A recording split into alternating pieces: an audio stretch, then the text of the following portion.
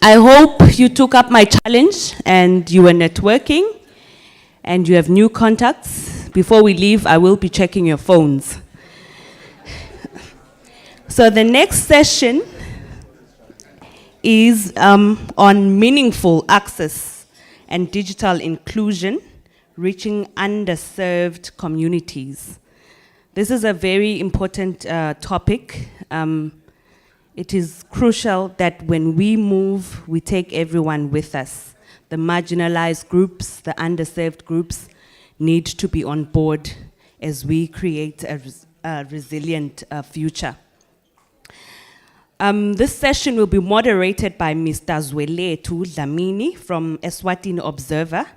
He is a seasoned print and broadcast journalist and communication officer, and he's the Secretary General of the Media Workers Union of Eswatini. I would like to welcome Mr. Zweletu Dlamini, who will be moderating this session, and he will introduce his panelists. Welcome.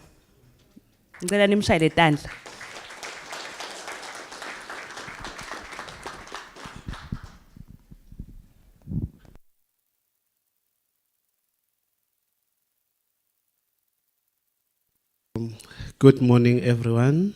From the Internet Governance Forum, the Ministry of ICT, the media, distinguished guests, and all protocol observed. I would like to thank you all for partaking in this special event, and I would also like to introduce or welcome my panel to the stage. We have Mr. Mbongeni Mchali from the Eswatini Communications Commission. Please give him a round of applause as he comes to the stage. I would also like to introduce Mr. Sakhile Dlamini, who is from the Ministry of ICT. Please also welcome him with a round of applause. And lastly, I would like to introduce Mage Grace Bembe. She's also a board member of FOTSWA. She has worked in various organizations. Please also give her a round of applause.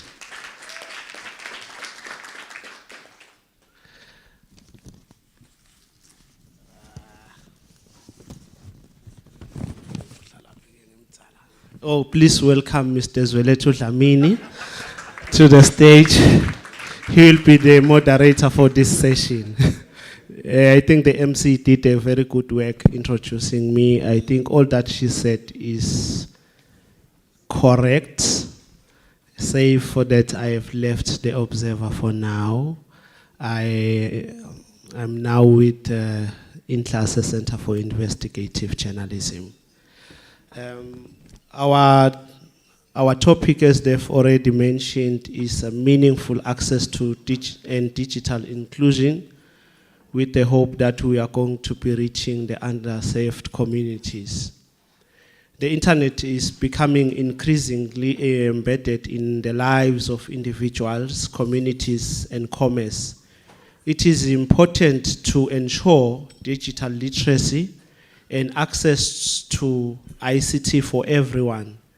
Deliberate efforts need to be made to reduce the gap between those that have access to the internet and those that do not, including the most disadvantaged communities.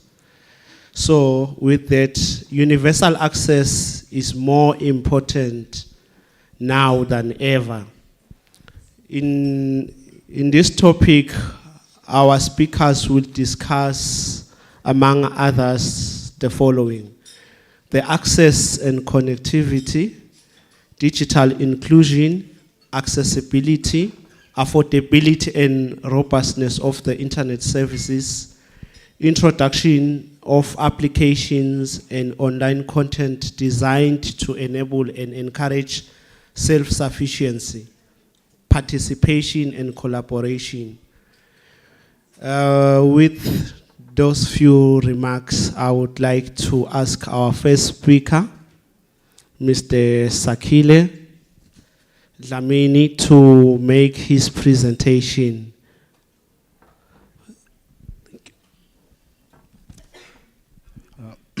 Thank you, Mr. Dlamini, and my greetings to everyone here. The topic that we are speaking on is meaningful access and digital inclusion, and the sector that I come from is government, and I work in the Ministry of ICT, where we develop policy and legislative frameworks for the ICT sector, inclusive of internet governance and cybersecurity. So I'll just highlight on a few things that are important when you are developing policies and legislative frameworks that will ensure sustainability of the internet. But firstly, I'll start by highlighting the barriers that we have to address when we develop those policies and those legislations, because we have to start from there, have a problem statement, and be able to come up with solutions that will address those problems. I'll go to the next slide.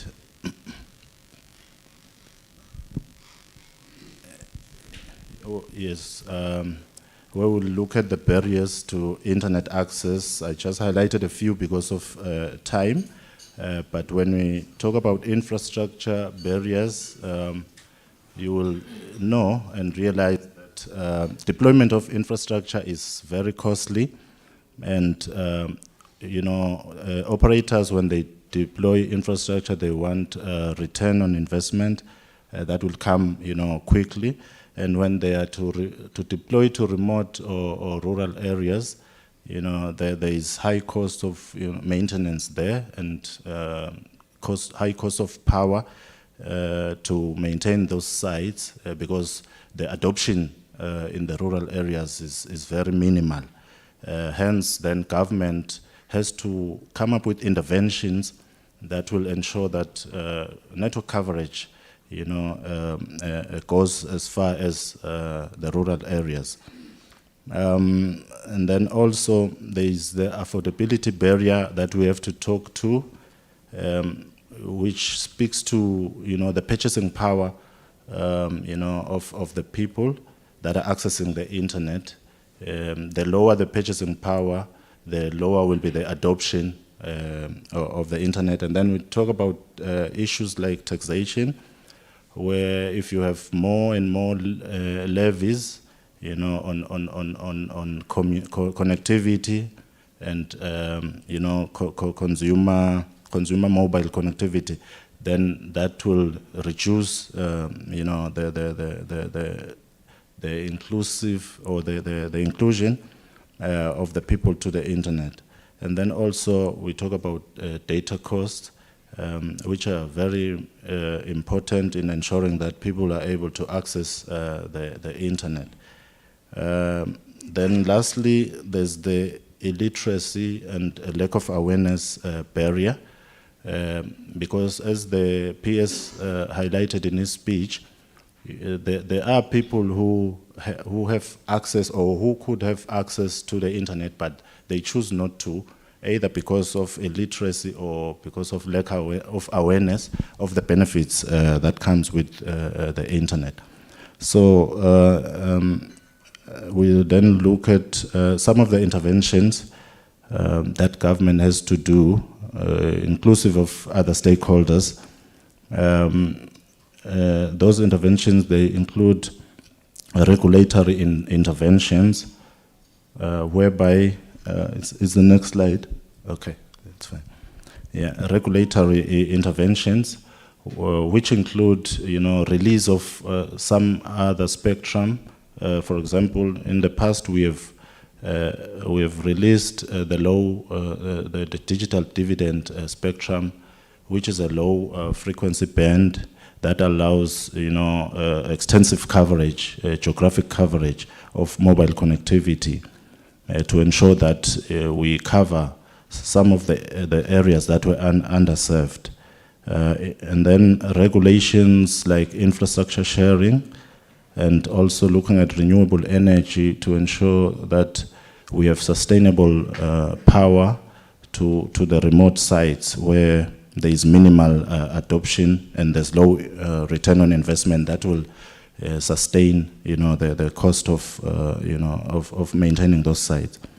And then also the establishment of the Universal Access and Service Fund, which Mr. Mjali will allude more to it, are some of the interventions that government had to put to place by establishing the regulator to ensure that such fund is put to good use, and more and more people are connected. And then another issue that is important is the issue of e-government services, which creates appetite for people to connect to the internet, because they'll be able to access government services through electronic means. And there's a number of interventions or e-government programs that government has put forward for the people to access, including e-procurement, e-taxation, and also the renewal of license disc for motor vehicles. And then another issue is the issue of consumer awareness in addressing the illiteracy barrier and the awareness barrier. Initiatives such as the Internet Governance Forum that we are having now, these are initiatives that are meant to enlighten the people or eMaSwati of the good of the internet and how we can benefit from the internet, so that we increase adoption. And then also on digital literacy, the ministry through the public libraries is offering digital literacy training to ensure that more and more people become literate. And then this other part is something that we are still to achieve, that talks to take taxes on ICT equipment and inclusive of mobile communication, because if you reduce taxes, this will translate to, it will actually translate to more adoption, more people connecting to the internet, and eventually you also increase the tax revenue base. So we need to talk about these things, and our revenue authority has to be on board when we talk about this issue, so that we are all working together to ensure that we increase adoption. I think I'll just stop there and allow other speakers to speak, Mr. Zwelethu.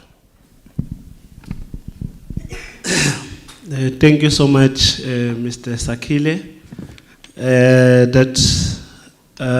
We now have heard what are the barriers and what our government is doing in an effort to ensure that we have meaningful access and digital inclusion. But next to me, I have Margaret Grace Bembe, who will be sharing with us her experience and what access and connectivity means, and if what we have just heard from Mr. Sakile is true, in terms of our government having taken great strides in ensuring that we have meaningful access and digital inclusion. Thank you. Thank you very much. I would like to thank the parliamentarians, ministers, PSCs, panelists, stakeholders, and my panel up here. We are very proud with EXCOM. As we know, persons with disability, I'm from the Federation of Persons with Disabilities.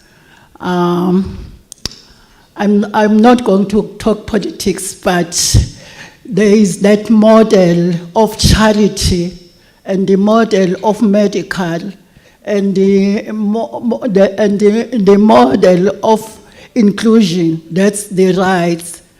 Most countries in Africa, they treat persons with disability under the model of charity, thinking that giving them something, it will benefit them, leaving all their basic needs behind. And the medical model is whereby you just treat the person what he needs. Other aspects of her needs is just left behind.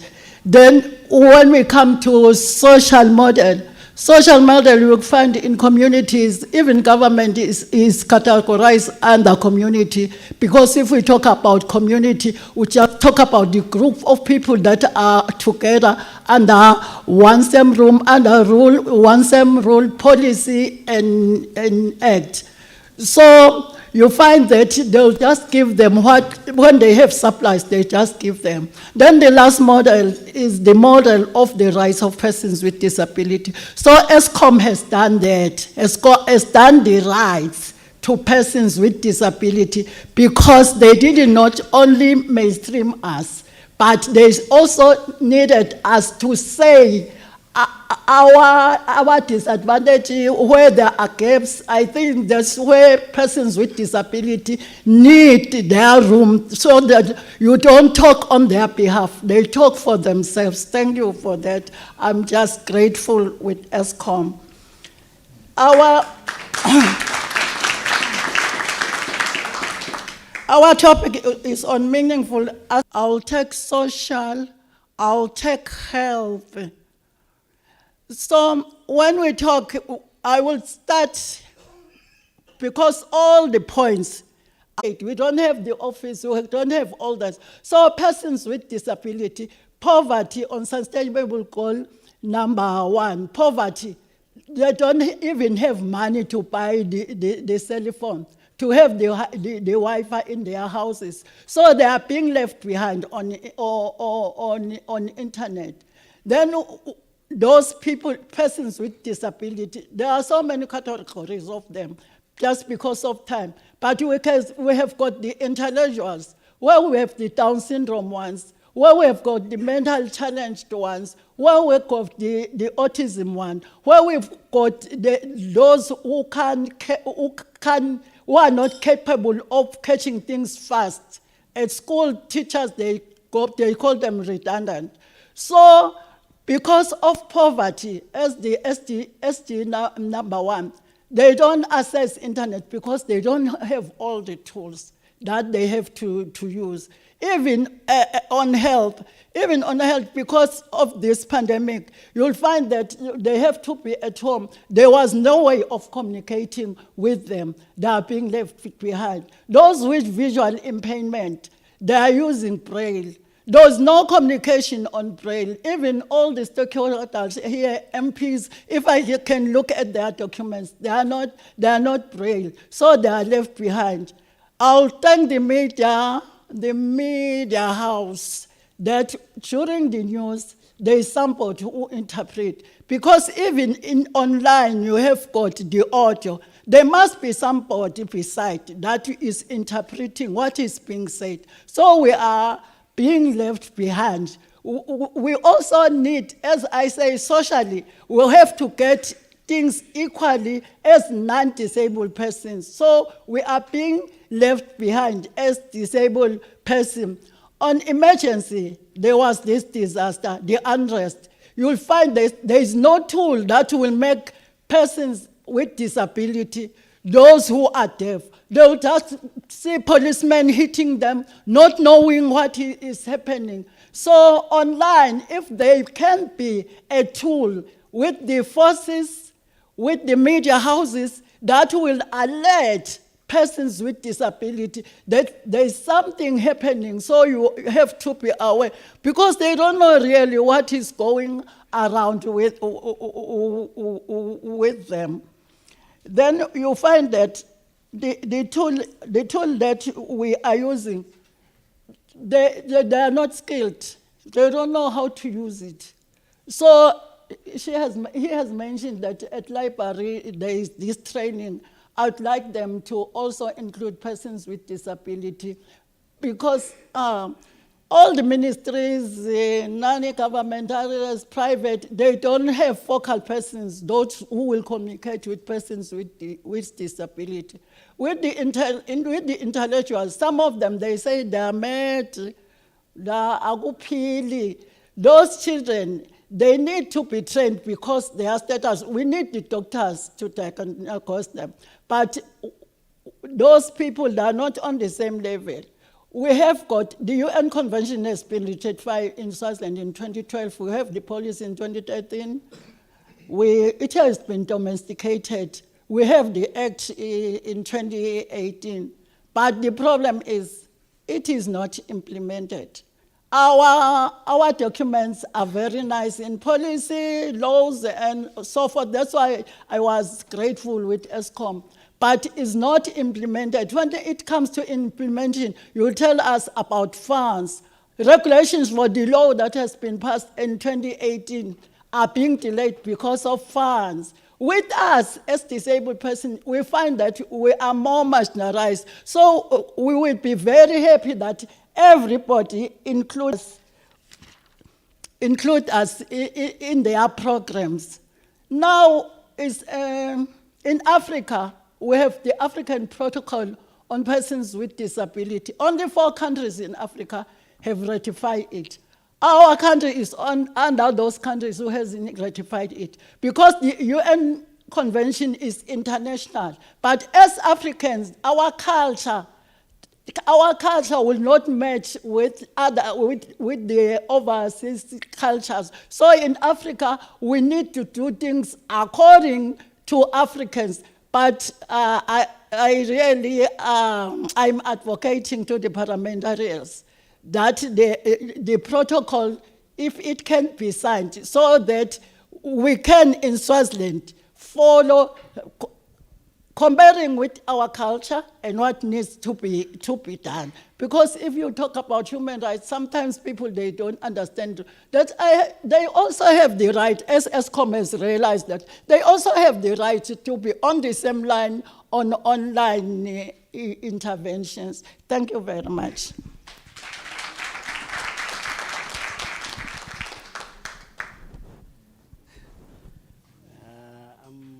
I'm running out of words.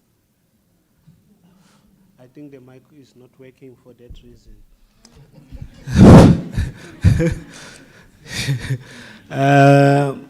After what Maggie has shared with us, but I think I'm not the right person to respond to what Maggie has said. I think I have somebody who is more qualified, who is more informed on what is the regulator doing to ensure that they are not left behind. Because that's the word I kept hearing, that eMaswati are left behind while others are going to the first world status digitally, are being connected, but certain or a majority of eMaswati are left behind, including people living with disabilities. I think I have the right person to tell us what is the regulator doing, together with the service providers, to ensure that nobody is left behind and we have meaningful connectivity. And with those few remarks, I would like to ask Mr. Mjali to tell us exactly what are they doing. Siyabonga Dlamini, siyabusela PS and all protocol observed. Challenge, I can see that you are putting me in front of a fast-moving train. Kanti senale nkinga yokuthi ningasakhile, you didn't tell me that the theme of the panel, yabona nabuka lamabhantshi, you can tell that when we had a meeting last night, they omitted the part to say kune theme on the panel. I'm going to try, moderator, to talk to your points in a few minutes. But maybe before we get there, I just need us to talk about the term meaningful connectivity.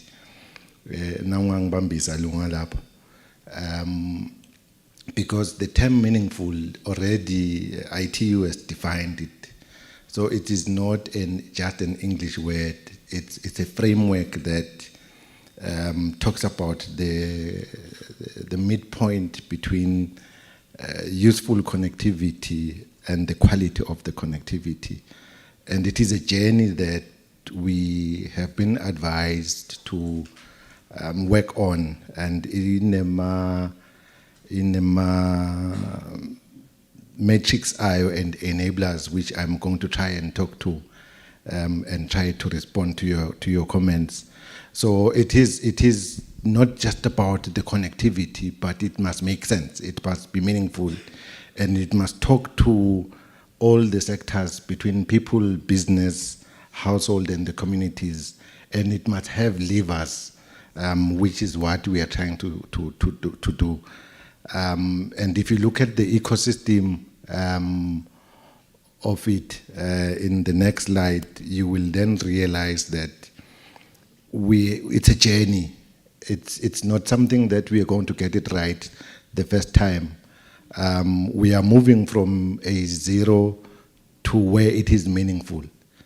And we need to take everyone along. I think in my last slide, you will then fit yourself in as a body sitting here where now you contribute. So it is not just a regulatory function. It is not a government function. It includes everyone in this space, because it has the issue of infrastructure, which deals with the access. Then we will talk about the affordability. It has always been a subject that has come to say idurile, and I always ask yini le shipile, yini le durile. Kecha yindaba lalabanye nibakhulumisa kusibehlise, ngeke ngibasho ngoba bekho ngosi lalabanye lalababona ema-rates abo yona ayenyuka. Now you keep imali, angisho labasemabhange bengenqa nje. But when you talk about the sector, every time it must go down. So we will talk to it. And then we'll talk about the devices themselves, which now becomes how you then use the service. We'll talk about the skills and the security. But from where we are, the point I'm trying to drive here, it is a journey. And we all have to do our role. Let me talk about now your question, moderator, in terms of how we are approaching it, in terms of reaching the underserved community. There is a framework that the World Bank has shared, and we adopted it. It's an ecosystem where you talk about the high-speed network, where you talk about then the services themselves, what you do, and then you talk about the applications and then the users themselves. If you look at the framework, it then touches the whole, it then syncs well with share, which is what you mentioned properly. It is not done by just the regulator.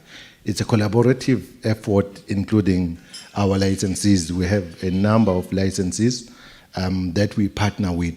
And then there is a government who is playing the part in terms of the legislation. Now let me say what we have done and what we are doing. So that at least then we can see what we have done in each of the four sectors. I'll start with the network. One of the things that we have done for it to be meaningful is to define the speed. So we have agreed that anything below 5 megabits per second is not broadband, so as a concede. So we're starting at 5 megabits per second to get to. That is what we have set ourselves as a target. Because we are saying at 5 megabits per second, you can do something meaningful about it. Some of the operators here will tell you that when they come and we have conversations, banga veta nje labo 516, bo 1 megabit per second. Vele sithi nje seningajika ngeke sinike nalamandi la tafuleni ndawubuya nasenifuna kukhuluma nathi. So we have defined it at 5 megabits per second. And it is for all. It is not just for the towns. So that is just the benchmark. So that in all our initiatives, and we are driven by that. That is a benchmark. The second part is the issue of cost. I said I will talk to it. If you look at what the regulator has done in the past 4 years or so, the cost of data has been reduced. Has been reduced by over 60%. If you look at the cost of data, nyalo sesengile futhi la ku 1 megabit per second, Deputy Chair of Senate, sesibala ngema gig. If you look at the cost of 1 gig 4 years ago and now, sesidlalela la kubo uyabo. Sesijagela kubo less than uyabo. So the movement from 230 at that time, 99 rand per meg. It's a movement in terms of the cost of data. Now we do this thing, we have to be careful because these are businesses that we work with. We had a session with we had a session with the central bank some few weeks ago, and bakhala data and our view was that because if we is at the cost of data, we are directly impacting the business. So we need to do it responsibly. So reducing it over 4 years by 60%, you know, but it is a journey that we still continue to do. I think we are in a new phase now to try and do it. Umphathu spoke about where we are in terms of 4G coverage in the country. We're sitting at 80% on 4G. I'm not going to talk about 3G because 3G will have the speed is 5. So 4G. If you look at 90% by end of this financial year, March, population coverage on 4G sitting at 90%. I mean, you have reached a huge milestone, but that is just the part of connectivity. Let me talk about the services, because National Island the services, what we have tried to do, the first thing is to make sure that we monitor the quality of service, and we do it continuously and purposefully. There are guidelines that government has issued, but we are monitoring on a daily basis. We are not there. I said to us earlier, it's a journey. We are not there, but we do have some robust discussion with several providers. And then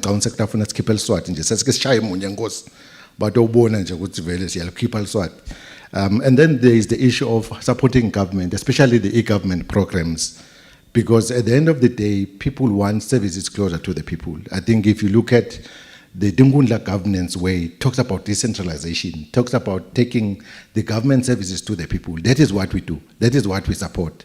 And some of the initiatives that we do is to help government. And again, we're doing that. 5 megabits per second, because that becomes now the enabler. So we do help in that aspect. There are two things that have been said time and time again. The issue of local content. The issue of local content is important. We are working with some of our operators to try and establish a local studio where La Maswati will develop their own local content. The reason why good local content is because good developer. So we're working with the operators just to set up a studio. No matter if share it 30 minutes an hour, but at least we have a decent studio that will produce decent content. Then we'll be able to influence the society we live in. Vele nangabe asifundisi ngakufasa alfindo andawubekisa ngawo bamasela ngivame ukubona uvunulile.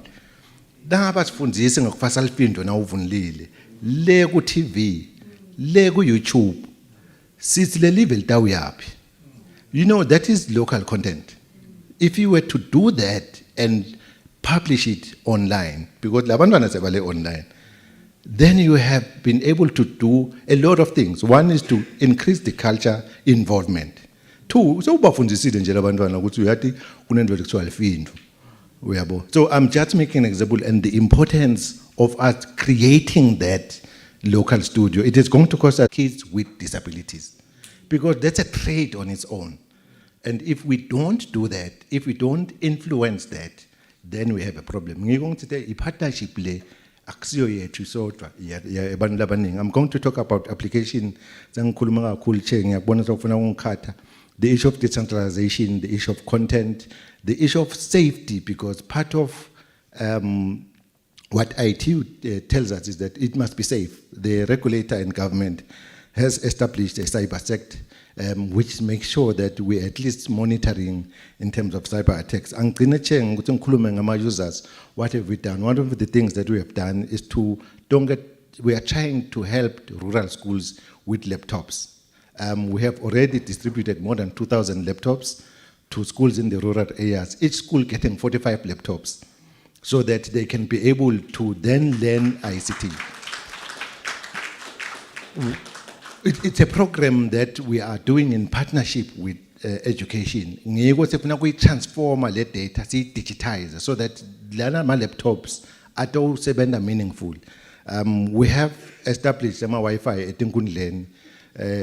Minister wethu PS wasifundzele Riot Act kaDzensini wathi nje supporter hulumende weTinkundla nokusebenza kwakhe. So we have gone to leTinkundla and tried to establish hotspots Wi-Fi where emaswati angaya khona and access 500 megabytes of data. 500 megabytes of data ngelanga, it's about 15 gigs ngenyanga that you can have as liswati nje.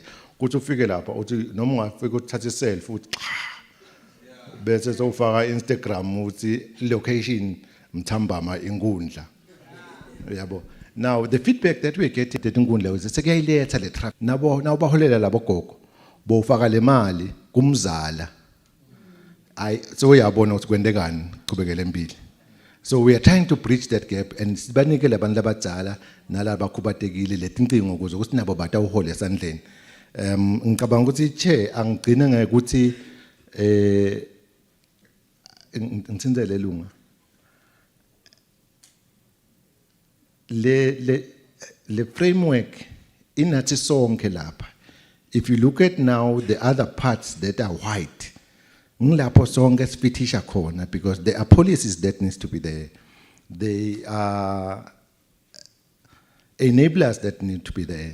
So mina lengacela, and I will ask you now nje now une role nomuthi so resignele ka observe.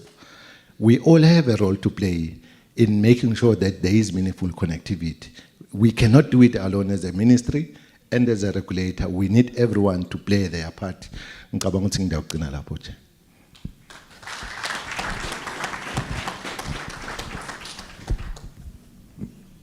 Siyabonga kakhulu impendulo la ifakile babemtshali ngangathi noma makuyanetiseka yini kepha ke lesikhathi ngicela ukuthi ngimane inani nginikete lithuba imibuto manje nje ibe mithathu ngisadi kahle isikhathi sami MC ngathi ngibuka ngemehlo lathi ngathi kufuna ngiphuthume kepha ke ngicela ukuthi nangabe kukhona labanemibuto ipanel yami sesekhona nibahlohle nje leleshisako ngiyajabula bakhona umbuto lo sokhona ngathi khwalo omunye lo nembuto stove silungisa ukuthi ngibane nestament ele microphone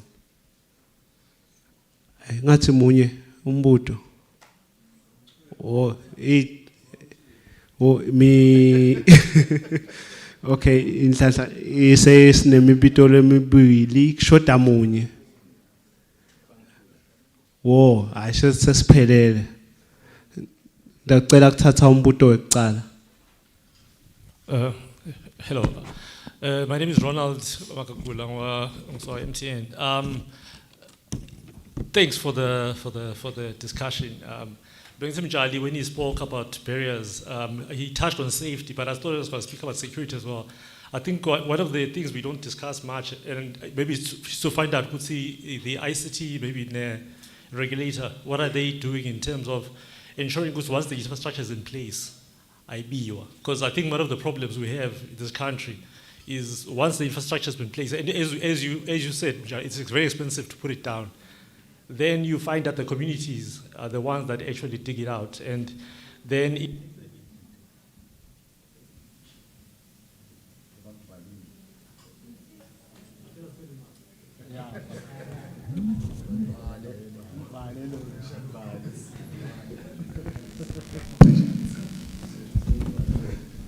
Utawucela Baba Mtshali asiphendule. Bengithi ithatha yonke Chair, in the interest of time. Ngiyayikhumbula. Angayikhumbula. Sitawucela lo wesibili umbuto.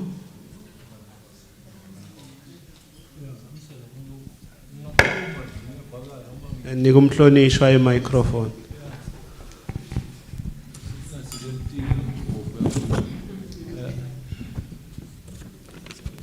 Cha ngithi ngiyabonga lokuthi konke lesenikhuluma ngakho ukuthi niyakwenta manje ngifuna ukuthi nginibeke isithombe ukuthi niyayati lento lenikhuluma ngayo ukuthi technical isilumbi manje nansi ndawufundzisa eMaswati into le technical bese nikhuluma nangalesingisi futhi nithi sitakuva njani ukuthi nitsini ngoba nyalo lingisabo dokotela esibhedlela lofika kuphutha tena ngesandla uba bathe kubhlungu lapha dokotela ningevani bese kufuneka lo tawuchaza ngithi ke le technology lena i complicated eMaswati ngiko nje bebanale tinzambo lathi gangeni wama ngathi kwani lokho kubekelweni lo osuyathatha kuyabona ukuthi uyokusebenzisa yena engcenye hayi ukuthi bakweba ngoba kumbe banjanja uma ngathi isikwani ukubeka esigangeni lo mnyuthi ngiyaditholela sova ngamaphoyisa webile manje ke iyahlupha lenzaba lena bekunene le ukuthi nase uvele ndawubekisa ngani ubekisa njengemlo shayela indiza sonke lapha sikwati kuyishayela kejana ngafika lo muntu atosifundisa ngendiza akhuluma ngesingisi aphethe lamagama alento la sayifundzele yona uthondisisile kanzi no udlalile manje ke bengicela mina ukuthi nine senithwasile kulento kubukeni lo seMaswati nikufaka njani ngoba inyanga nje nayinemadloti lithi lingavuka ledloti kunebantu lapho bese niyakheka nokuthi uthini lo muntu sekuwa labatana umshelo so lidloti lesi nineke kulobunyango kwambe benu ukuthi senifuzile kakhulu damani lo senibuye kule level yalabantu batokwati kufunza lento le bantu bangathusebela nalabo letinzambo latigangeni cabanga umuntu uthi tilahliwe ngoba uthi kanze ehlathini uthi tilahliwa nti yasebenza ngiyabonga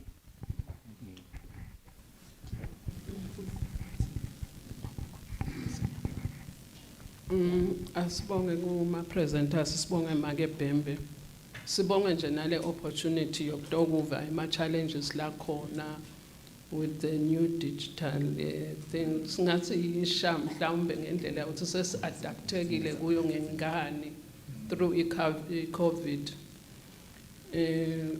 siyabonga nje kuva manje ukuthi uvele lamathuluzi ayashoda le ngephandle kodwa ke ngicamazi at the same time we have to appreciate ukuthi yonke into ita kancane kancane mina nje kunembuto ukuthi sesiyabuka lamabhange vele konke seku digital kunaleli bhange eminele ngilisebenzisa bantu vele sebayancipha sithi sesifuna kwentani sinesbantu are we prepared ukuthi siukhuphulele umnotho wethu ukuthi sitikhanze sigrouphana mhlambe sesibani kambe nje nebantu labantu boma accounts babe ngema financial whatever advisors or whatever lebangakwenda bangacashwa baticashe bona bacalele imisebenzi ngoba kunebuhle nebubi bakhona vele lapha lesikubonako nalokulahlekelwa imali ke mawungakakwadi nalok operator uthi khanza ushiya uvulile imfihlo yakho ushiya uthi when you log out kanza ukalog out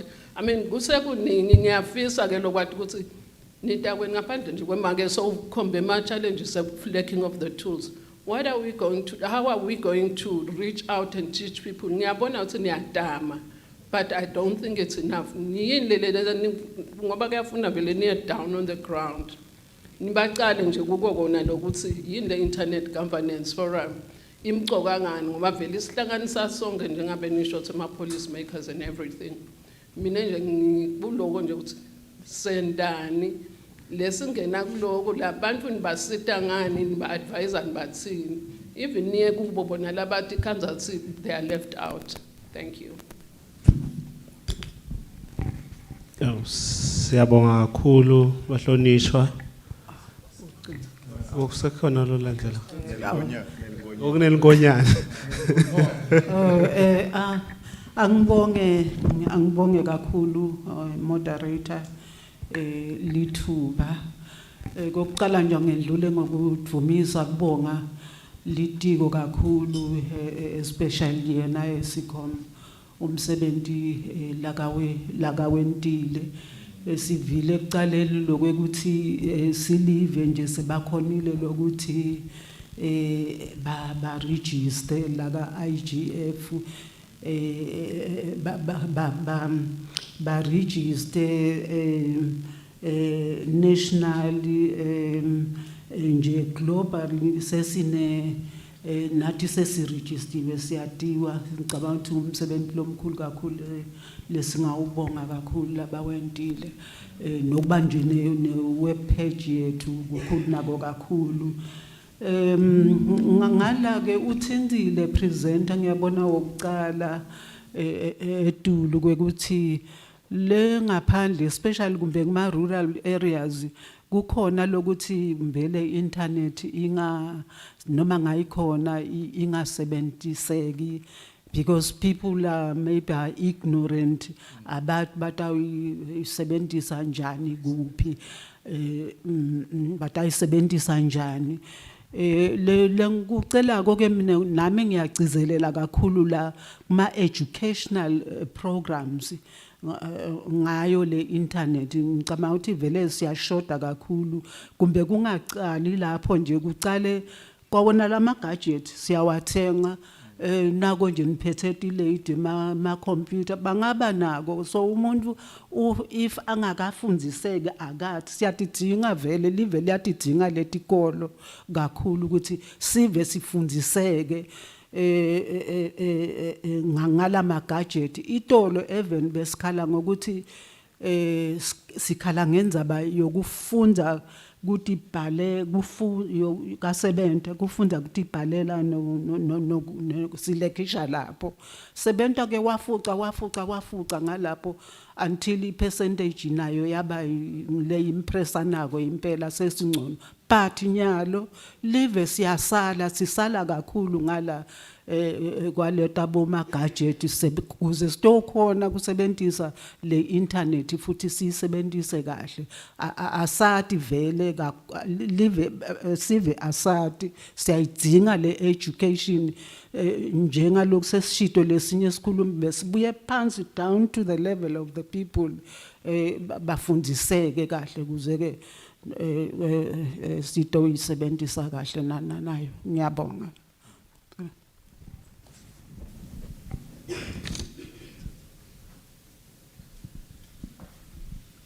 Sitawucela baba Mjala asiphendulele umbuto mhlambe wecala newesibili.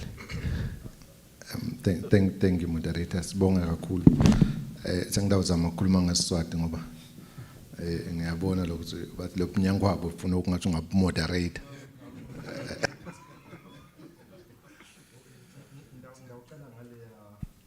Mbale ndawucela ngale yaba magagule lapha emva I think it cannot be overemphasized uyabona ke ngete sakugcizelela kakhulu futhi sikuyekele lenzaba yokuthi nathi ngathatha lo mgomo wokuthi nawe uliphoyisa singasheshe sifike lapho sisusa khona lenkinga lesinayo yagesi ngeke ngababekisela lele ngihlala nabo ngalala ngihlala khona lokho bafana sekuhambe kakhulu akusamsabi igesi kwemalangeni nangi7 bafike bacisha le line yagesi lelikhulu baya lapha kule transformer bajuba lo gesi le tinzambo lapha le transformer bajuba nje bahamba nato babuya la basemagesini bathwaka ngakusasa babuya batijuba baphinze babuya bathwaka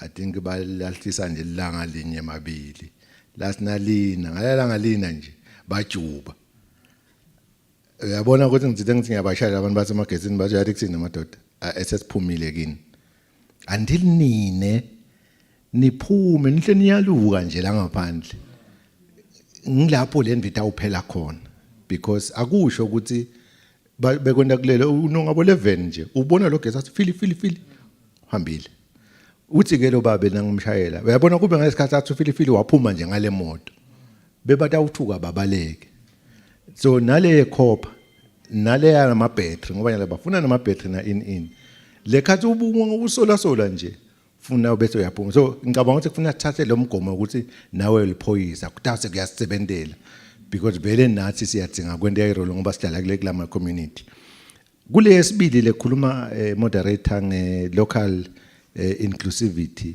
ne capacity building beyikhona lapha bebahlonishwa manje nje angayifundi ngoba bese ngitshaka isikhathi sinehlelo vele lesitaliqala nyalo lokethe inkundleni nababaholela labo gogo thina sibafundisa ukuthi kusebenza njani lokho sitakuqala vele bese ngakakwenda sitakuqala sekuvelile ikakhulu nasebenzela le-office la DPM ukuthi okay sabanezingcingo labantu ulumende wavele washaya umthetho wathi sesitaniholela ngo-mobile money wakhwesha wahlala lapha so nyalo kufuna kube nemuntu ke lo tawubutha ke bese sesiyafundisana sitawukwenda but nakhona sonke singakwenda naso ukhona nje umuntu lo sokwadi kwenda mfundisi lo seceleni kwakho phela ungamfundisi ibutsotsi ikakhulu nje umfundisi kulogger off nokulogger on ungamfundisi kusenda imali bethi faka inombolo yakho ngoba nihlupha lapho nabantu abamnyama ukuthi asesikutest bethi faka le nombolo yakho faka 50 rand so ngicabanga ukuthi sitakuzama siyayibonga le feedback ngicabanga ukuthi into lesingayenda angigcine ngeke che ngale le network ikakhulu lemakhaya nathi ngikhuluma ngale population coverage 90% and sivele sesiyale emakhaya we are focusing on Shiselweni and Lubombo kwenda show ukuthi le network njengoba asho umhlonishwa isebenziseke lokusebenziseka umhlonishwa ngilo 5 megabits per second bengimushe ekuqaleni ngoba nyalo nayihlela ku 2G cha isebenziseke so sisebenzela kufika lapho ngithi ekuqaleni ithe journey futhi sonke is involved ngiyabonga che siyabonga kakhulu ngathi ukhona umbuto lo ngaphenduleka lokunye umifo lethi kungaba njani lokuthi siphumeni sonke siyofundisa labantu ngekusebenzisa yona le internet kuze ukuthi baphephe bangathikhanzi sebalahlekelwa natimali bathi basebenzisa dona debuciko lokunye lenguvile mhlambe ngiloko ukuthi vele noma ingaba khona le internet lemakhaya ukhanza lokuthi ayisebenziseki ngoba singabheka loku angathi kumbe khona babesakhilela ngafuna ukusita ngakho siyabonga moderator sibonge na setimphungeni awuseba sitem mekhuluma ngalo lwimi leSiswati ngicabanga ukuthi ngidawukhuluma nje kulenzaba ye awareness ikakhulu ngoba ivela kakhulu and iyasinika insayeya siltiko nalabo lesebenzisana nabo ukuthi asifake amandla ekuthenini lo lwati lufike kulo lonke eliswati sekushito lo lesicwalile kwenda through lama public libraries siltiko kepha ke lokunye lesingakakusho kune awareness program lesiyendako ngekusebenzisana nalamanye ama stakeholders ukuthi sifike kubamfu nje sibanike awareness about cyber security. Ngiyethemba ukuthi nikena kubona kukhona naku umabona kudze kuhle kuvela nasemsakadweni. Ngicabanga ukuthi those are some of the initiatives lesiwendile silitiko establishing ama groups lathide lesingakhona kuhambisa le awareness ngayo kufike ngisho nasetikolweni kubamva besikolo. Ngicabanga ukuthi babeme Dr Methula kukhona la atawukhuluma khona ngoba nguye lo cishe bekaheda leyo team leyo lebeyenda le awareness. Ngicabanga ukuthi maybe utawa highlighter briefly on lawo ma initiatives lawo lebekendeka. Ngicabanga ukuthi imvo lekufuna nje seyichube sibone ukuthi sikuchuba njani. Lokunye lokusele indzaba lekufuna sikwende ngilokufaka lo limi leSiswati nakhona la kulabo ngcomvo mshini such that now ukhona kufaka nje kusearcha noma kusesha ufake nje ubute ngeSiswati nje ukuthi yini lokho ungakwenda njani uyitfolele incazelo. So ngilokunye lekufanele ukuthi vele sibambisane nema stakeholders for ekuthenini sigcine sifikile kuleso sigaba leso. Lamanye amavese kakwendile eSouth Africa nje sekhona uyakhona ukufola lokunye lokuthide na ufaka isiZulu emagama esiZulu ubone sokuchamuka incazelo. Ngicabanga ukuthi ngayibeka lapho moderator.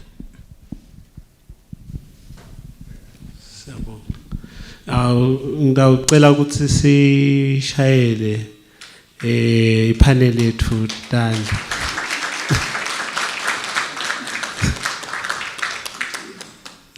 Ngiyethemba ukuthi sesivile ukuthi into ingcinamba noma ke lokubanga ukuthi bantu bangakhona ukuthola kahle le meaningful noma ke iaccess kule internet. Sesivile nekuthi yini uhulumende la kwentako kutama lokufika kubo bonke abantu ukuthi nabo bakhone kusebenzisa into tekuxhumana nayona i-internet. Sesivile nekuthi ke yini regulator la sibambisa ngako lekufaka ekhathi nabo labo laba bathi ma licenses ngisola ukuthi ngilaba benda i-internet ma internet providers nalaba bexhumana betincingo. Siyabonga kakhulu isikhathi seni nokusilalela. Sethembe ukuthi kukhona leni kutholile kule ngxoxisana besinayo. Siyabonga kakhulu.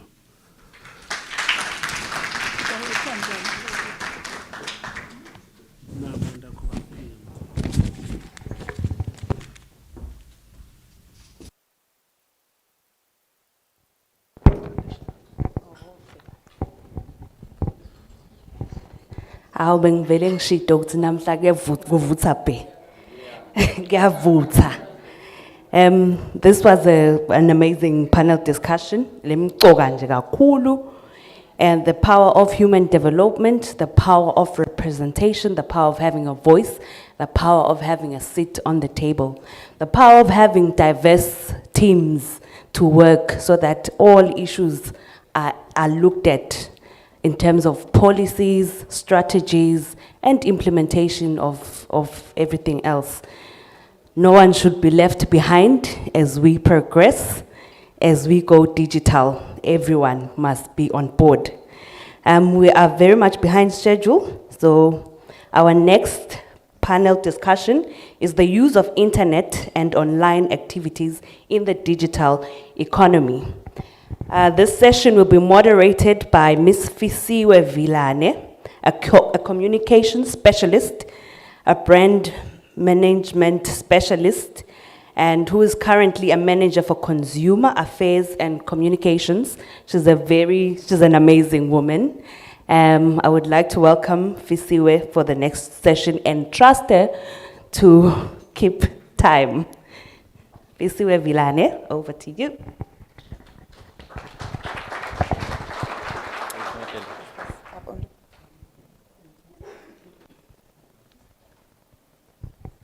Good morning to everyone.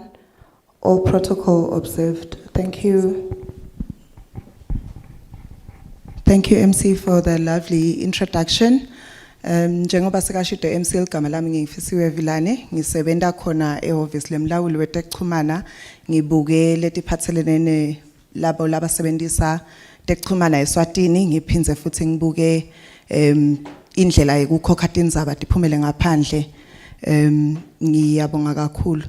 Ngitobane ngcinamba lencane nje ukuthi kulabamfu bami lento baphakamisa nyalo kukhona labangasikhulumi siswati letinju lapcopho botam ngako ke ngidawufuna lokho ukuthi ngihle ngikhuluma ngesingisi kuze ukuthi bakhone kuthi nabo babe khona basikhulumisa.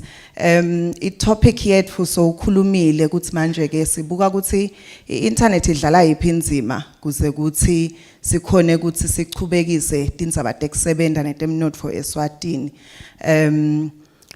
Using the use of internet and its activities in driving the digital economy, that is the topic that we will discuss. I would like to invite to the stage Futhi Tembe, who is from ENPF. She is GM Finance, also responsible for the digital transformation project that I think we have all been seeing these days. They have actually been increasing awareness about Ngcela ubuye Futhi Tembe simshayele tandla asa kangembili. Joining us from Nairobi in Kenya is Caroline Kobesh. She works for the World Bank as a digital specialist. However, she is not isolated from Eswatini. She has spent some time here doing some on digital diagnostics. So she does have an idea in terms of what is happening within the digital space in Eswatini. She has engaged with various stakeholders as well in the market. And then we have Miliswa Mamba, who is also born and bred in Eswatini. She's a business owner. She serves on the board of Business Eswatini and is the managing director of Transmagnifique, which is our shuttle service lesihambisako mangabe sithi sifuna kuya kuboJozi noma siya kuphi. But she was also in 2006 the first chartered information systems auditor la Swatini. So this is a matter that she is quite close to and is actually clued up on in terms of digital transformation. They will be joining us remotely, so ngidacela kuhlala mina ngidawuxoxa nafuthi coming from here. But maybe to start off the conversation, my question will be to Caroline, or even to Miliswa, just to say digital economy. We are hearing the word, we are using the word, we are hearing about its 15.4% contribution to global GDP. But what exactly comes to mind when we say global economy?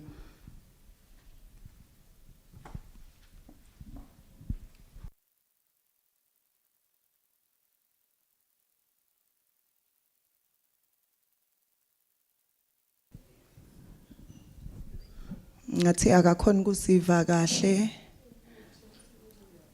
angathi. Good morning. Good morning. All protocol observed. Siyambingelela namashe.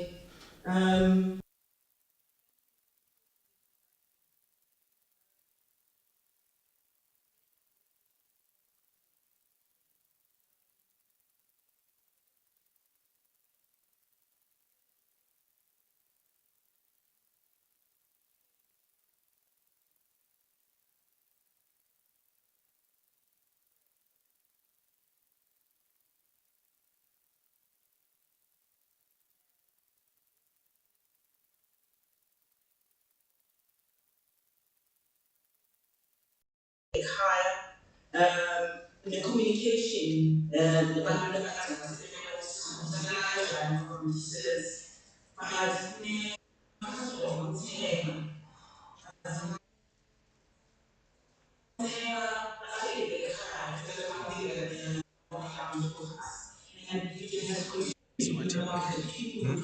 So what happened?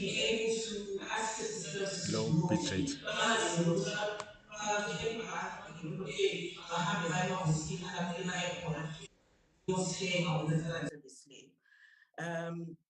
Nema suppliers, nema stakeholders, nabo badinga ukuthi sikhona ukusebenzisana online. And sekuvule even bigger markets. Angibekise asithi ibhizinisi ikhicita timpahla lebesitithengisa la eVeni. But nyalo sekunemathuba ukuthi leto tinto sikhona ukutithengisa beyond the borders of Eswatini. So customer nyala kusasiwe just eMaswati lesihle tinawo la eVeni, but umhlaba wonke jikelele. Thank you so much, Miliswa. Futhi, I wasn't sure whether she had concluded, but Futhi, your organization has now made a conscious decision to move towards being digitally transformed. I think we woke up yesterday to a blitz in the media in terms of ENPF and being the digital transformation champions in Eswatini, and I think there's an opportunity for organizations to learn from you. But what was the main motivation behind this move? Thank you so much, Visiwe. Ngingaphenduli ngathanza ngekucala kuvusela our honorable MPs, senators, and all protocol observed. To answer the question, I would like to first put into perspective the discussions that we will have. We are there to serve the nation. Ngendlela yeku kollega, we are mandated to kollega the contributions, and then sithuma sesifika kubo retirement bese siyayibhadala lama contributions including interest. So currently ENPF has a membership, excess of 150,000. We work with employers, I think we are all aware, in getting information. Currently the number of employers, it's in excess of 6.8 million. So covering 6.8 employers and 140, in excess of 140 members. So imotivator lesabanayo, the coverage inkulu kakhulu. So we needed to come up with innovative ways of reaching the membership. So we needed to offer we needed to offer a superior customer experience. So that was the first motivator. Ngingathanza nje kubuyisela sonke emuva lesaqala khona sidlela Nfongeni. Organization that started 1974. Everything was manual. Coming from a past yekuthi we printed mass statements because it's a monthly communication with our members, especially the employers. So we'll print the forms. Sibese siyawaposa. So it was time consuming. It was not an effective way of reaching our membership. So we just wanted to improve the customer experience. So that was the motivator. And secondly, we wanted to reduce EMA costs because our costs were escalating. They were alarming, yet we need to always contain costs for us to give back in terms of interest to our members. So that was, those were the motivators in summary. Thank you, Futhi. I think that's given us a better picture in terms of your project. I would like to then pose a question to Caroline.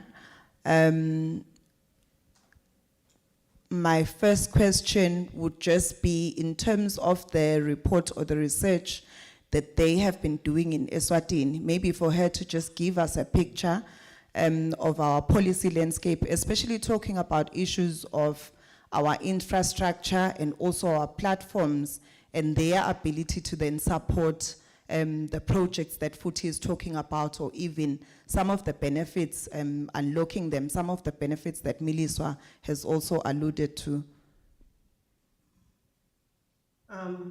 Good morning, good afternoon. Can you hear me? Yes, we can. Okay. All right, so thank you very much. My name is Caroline Koech. I'm a digital development specialist from the World Bank. I'm representing my colleague who was unable to join you today physically, Mr. Wakile. He sends his apologies. So just coming back to the question on the global economy, so we see that there's been rapid digital transformation, which has reshaped the global economy, and it has permeated virtually every sector in our daily lives, such as working, trade, learning, and public and private services. And the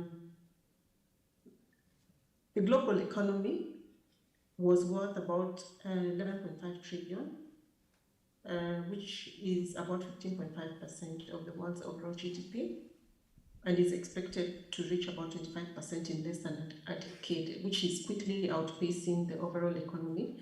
However, our countries back here in Africa, including Eswatini, we are currently just capturing about a fraction of the growth potential, and there's need to strategically invest in the fundamental elements of our digital economy to be able to keep pace. So some of the questions that have been asked to speak about on policy landscape, digital infrastructure and digital platforms, which most of really emanated from the research that we have done. On the policy landscape, we found that Eswatini has strengthened its regulatory environment in areas such as infrastructure sharing, interconnection and licensing, and also in the wholesale broadband pricing. However, key policy and strategy documents may still be absent, or they may be postponed for a later time, such as the digital strategy, which is currently underway. Some of the strategic frameworks relevant for the digital economy exist, such as the e-government strategy, but actionable roadmaps for implementing these strategies may still be missing and could be worked on. And again, a whole of government approach is needed for the digital economy. As the current institutional frameworks are currently fragmented and do not cut across ministries. So there is need for a whole of government approach. And on digital infrastructure, and I think this has been spoken about by many of the speakers today, we found that mobile infrastructure is relatively, or well, not even relatively, it's well developed actually. And we had earlier in the morning session that MTN is now coverage over 90%. But fixed broadband infrastructure is still underdeveloped, and this may be due to the existing monopoly and lack of competition in that segment. We also see that the affordability is a big barrier in advancing the digital economy, and prices have remained quite high due to limited competition in the sector. And there's also a wide gap in terms of usage, with mobile coverage of over 90%, but usage is, broadband usage is at about 35%. That shows that there's a significant number of people who are not using the internet. And this could be caused by various reasons. Could be affordability, it could be lack of local content, and those are some of the areas that need to be looked into to bring in more people to be able to use the internet. Just finally on the platforms, platforms for the key government functions exist, such as the digitized national infrastructure, HR management systems, health systems, among others. However, there is also lack of interoperability, and that takes us back to the whole of government approach, which results in redundant data collection and lower quality services. Also, issues around cybersecurity and data protection are also very important elements in the digital economy and need to be strengthened so that we have more people using and having trust in the internet. So I'll just stop there for now, and maybe I can come in later if there is an opportunity to talk about how the World Bank can be able to assist to bridge some of the gaps that have been identified in our report. Thank you. Thank you so much, Caroline. That was very comprehensive. Internet I governance. think it does give us a picture. The internet. From my perspective, I think there would be some elements that I would say are debatable, but I guess with the discussion probably now going into your organization, then 40, in terms of the infrastructure and platforms, how has ENPF used those to deliver on what you wanted to do? And I think Caroline has also touched on issues of data protection, on issues of cyber security, how organizations can also make sure that they protect the data of those customers or even those people whose information they get to collect in the service delivery process.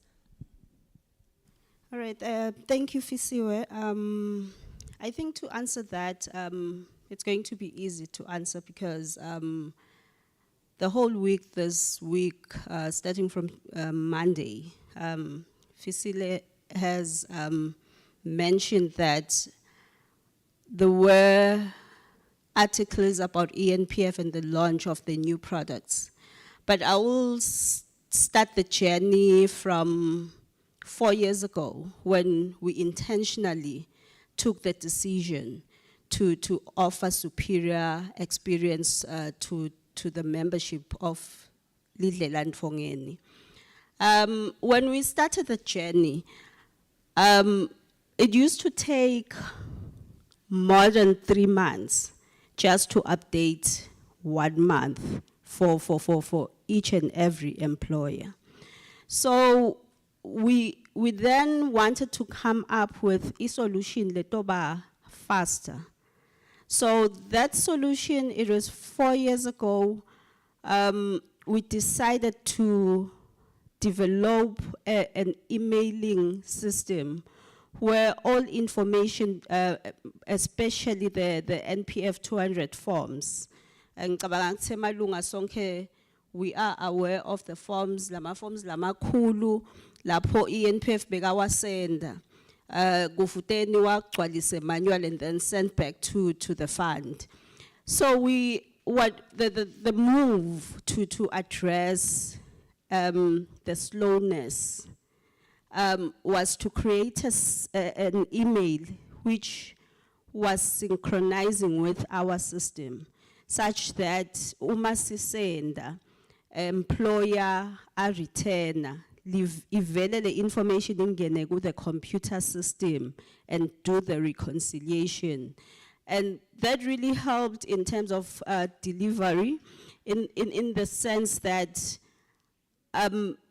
anytime information be needed, be available one side for the human intervention. But when we developed that system, we knew that there are better ways of servicing our clients. So we started developing an employer portal. Employer portal lesebenda njengasemabhange kusumune licingo lakho ungena online banking ukhone ku interacta ne account yakho. So Monday we were launching the employer portal, and the benefit with that portal is ekutheni you are able to interact, you are able to upload, and you are able to see information ngaleso sikhathi. It's accessible anywhere and anytime. That's addressing the employer part. And then in need lenye lesayibona, we were communicating only with the employers, leaving out the members. So we wanted to siphindze communicator with the membership ngoba communication with the membership only came uma sekufika to claim. So ngicabanga sisonke we are aware ngoba we are employed. Every time sitfola ema contributions, we send a SMS notification to the members uma sesireceivile. Then this week again we launched an app, which is a member app. Le setovumela i-membership yethu ikhone kuclaima kule app without coming to the service centers. So everything now is accessible online, it's digital, and we are trying to uniketa i-service without you walking into our service centers. Thank you, Fisiwe. Thanks, Futhi. I think from your contribution, we can see that it's now changing the way that our services are being delivered. However, I think from the business Eswatini, or I would even say from business people, Miliswa will be able to share in terms of some of the challenges. I think as you are speaking, I am now looking at how it will now affect the people that used to do the work that is now being automated, about how businesses that do not necessarily have the investment would be able to afford some of the systems that you've put in place for app development and all those interfaces. So I'm not sure, Miliswa, what you can share around, where you see the challenges or the gaps here, and how maybe as a business or within the digital economy, some of those can be mitigated. Thank you very much for the question. And just maybe before I start to answer the question, I just want to say well done to ENPF for the new app that has been launched. Because as mentioned previously, as business owners, we need things to work easier and work better. And ENPF being one of the stakeholders, a number of stakeholders have moved more to the digital platform, including so filing your ENPF monthly, filing your ERS monthly or your annually, filing or doing your banking, even services such as water and electricity. Kuyasisita as bosomabhizinisi lokuthi singadzingi to physically go into a place. It also helps us in terms of being able to create faster.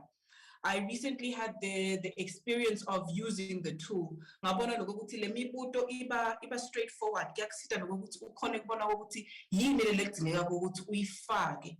And ukhone nekusubmita kahle. The other issues that we faced previously is when you're trying to then make the payment, not knowing what reference must I use for the bank to accept the payment, because then the bank will say, wrong reference, you can't make payment. But now when you're using this platform that they've created, what reference that you need to use for this particular transaction deal. Langati Emma challenges are corner is probably again going to the governance side of the internet, which will be issues that have generally been mentioned, such as the cost of internet, the speed of internet. We are moving and we continue to improve as we leave it to the different levels. We're primarily on 4G, but the speed isn't yet the one that allows us to work as efficiently as we can or as we should. The coverage, I mentioned earlier that you have more people working from home or working remotely. So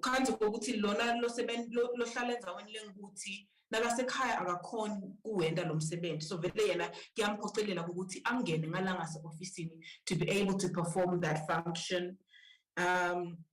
And then the biggest one is the availability. The fact that internet sibebede, But yeah, maybe we'll go into those issues because I understand that those issues are issues that are being worked on and have been improved upon. The one issue that is the greatest struggle for business owners is the online payment. So using the ENPF example, ENPF has this platform, you're able to upload Goguti, what are the different employees that are being paid for, the amounts, and so on and so forth. Nasofuna kubhadala le mali ekumele ubhadale. Awubhadali kule platform, whether it's even layer ERS, former SRA. You go off the platform to make the payment and you go onto the banking application, be it your Nedbank, Swazi Bank, Standard Bank, FNB, to perform the process of kubhadala. Kusede le ndlela yokuthi umuntu akhone ukubhadala la endele transaction khona. So angibekise if udele application yasebhange for kubhadala, you then need to go physically in the bank and perform that payment, or you need to go to the banking app to perform that. And from a business owner point of view, our customers are requiring the same of us. Ngabekisa ngati SCS Watini Transmagnific. You book your ticket online. After you've made the booking, you want to make a payment. You need to then go to your banking application to make the payment, which then sends the notification to the service provider, which Eswatini is lacking, is Guti Emabang, Akone Kusisita Boguti, the payment module, either on the application or either on the business's website. The customer lingating will okay, nasang odile lengu oda, meleng sugelana, nhambe to the banking side to make the EFT. Angbegi se glamanye mave, they use applications such as Shopify, ePay, PayPal. On the actual application, you just choose the things that you want, you put them in a shopping basket and you click. That's what that's to check out. Now to check out, it says put in your credit card details or your debit card details. You put in the details and it takes the money from the bank for you and you're able to do that. I'm not sure if the banks are represented here today, but and from interaction with the banks, the understanding is it's a regulatory issue. Why, as a nation, we're not yet able to do that whole process seamlessly. Thank you. Meliswa, important insights being shared there. I am unfortunately running out of time, so I'll just do a round robin with my panel members just to close this one off. Maybe starting with Caroline. So in terms of opportunities, gaps that you see in the region, I know that you've done work in different countries within the region. Obviously looking at Eswatini alongside its peers, where do you see the gaps and opportunities as we move to a more digital economy?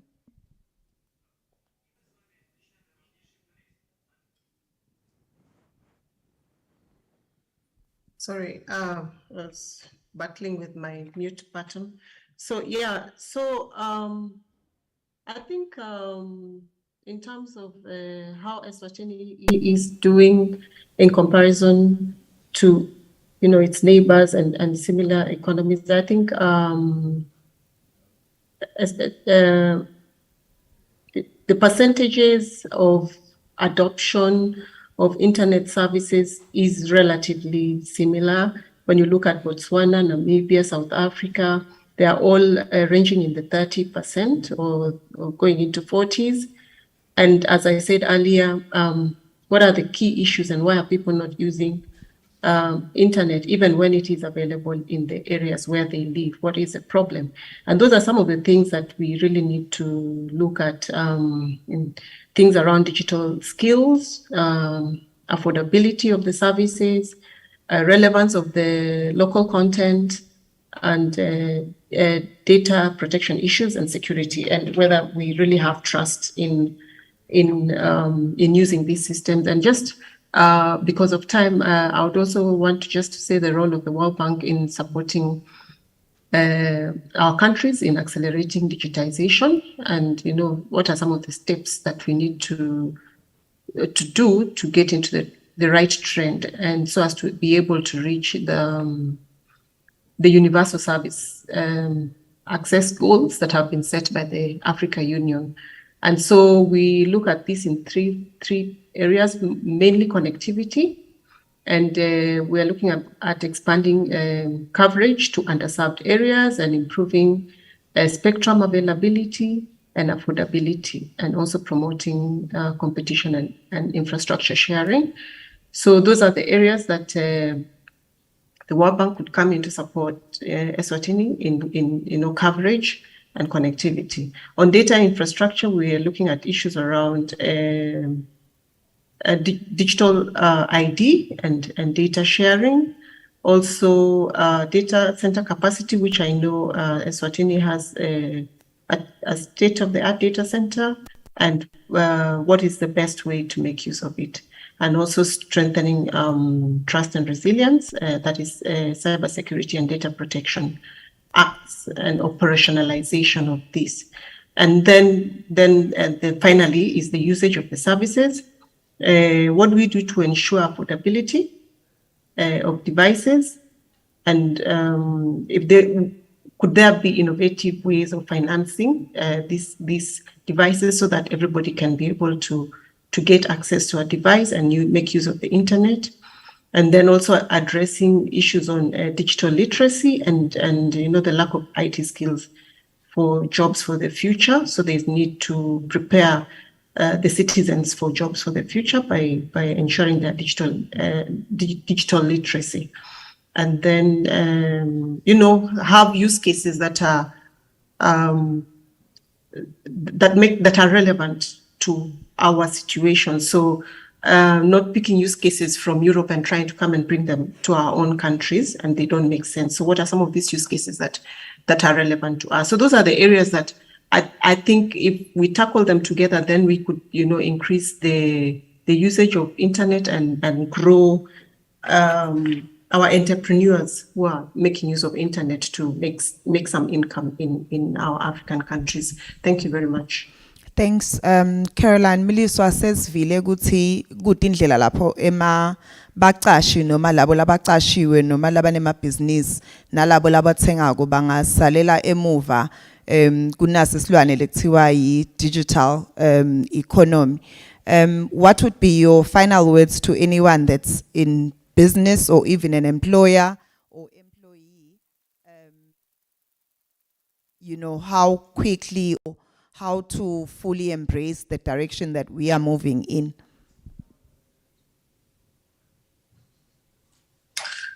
Thank you very much for that question, Fisiwe.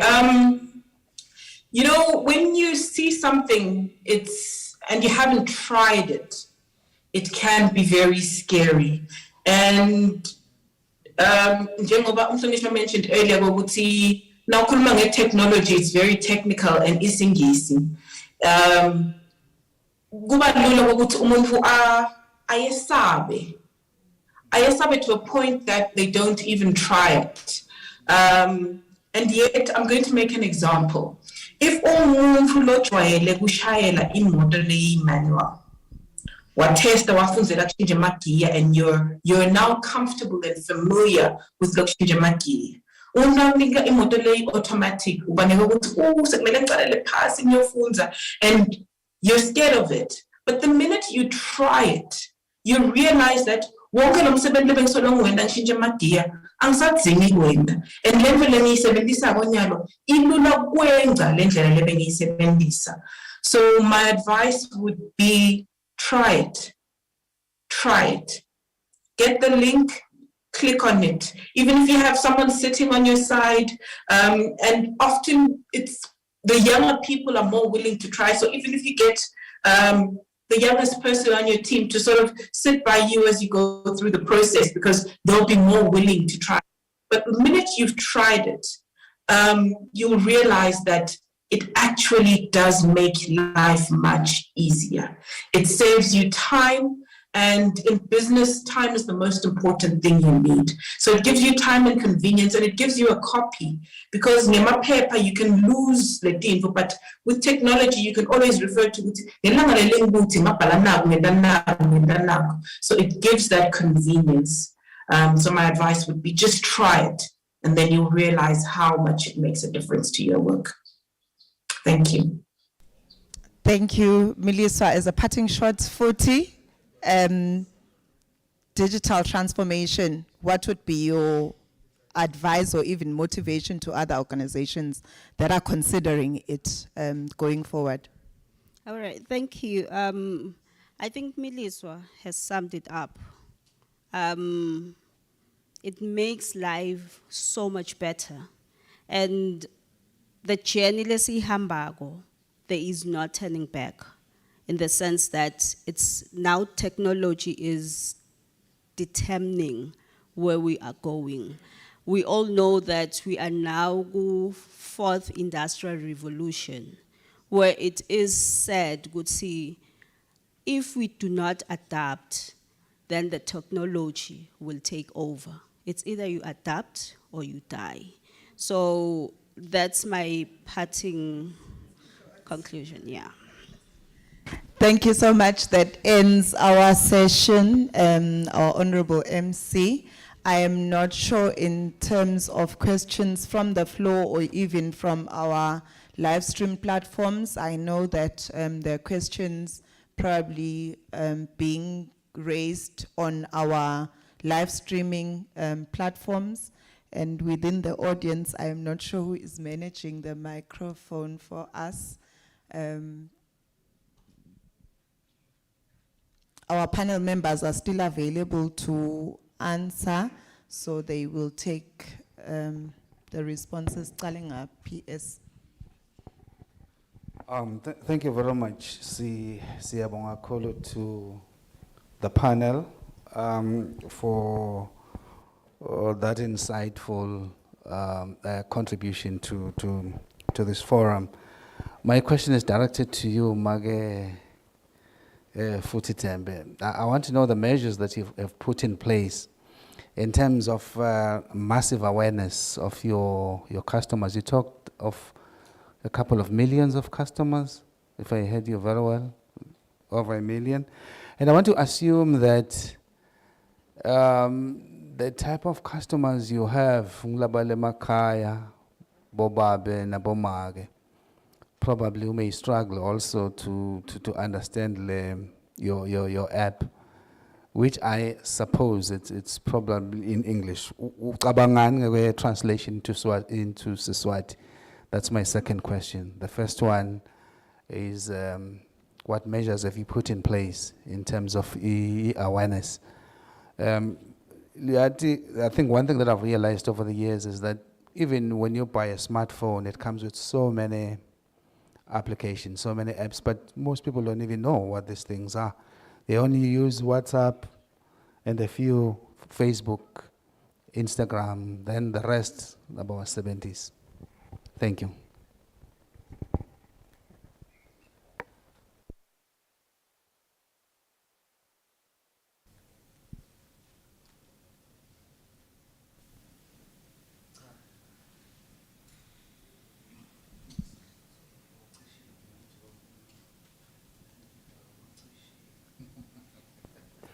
Cha mina bengifuna lokuthi ngibonge kakhulu kuna intervention le kuthiwa yendiwe ikakhulu kaDlela Ndvongeni.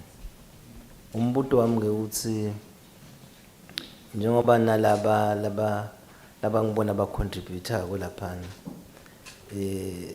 sibe nemahlandla amaningi athi umcashi hawu cha ngiyakufakela mina kaDlela Ndvongeni. Kuhambe tinyanga encane yacoshwe nokucoshwe lo muntu wathi uyohlolela kaDlela Ndvongeni akhanze ukuthi kude umcashi bekakufaka itawuvele kutawufika kulezi zinga la ekutheni nalona lo abone ukuthi wona umcashi naye vele uyithethe nje le mali yami uyimixile le kaDlela Ndvongeni. Awu singakubonga kakhulu lokho, singabonga.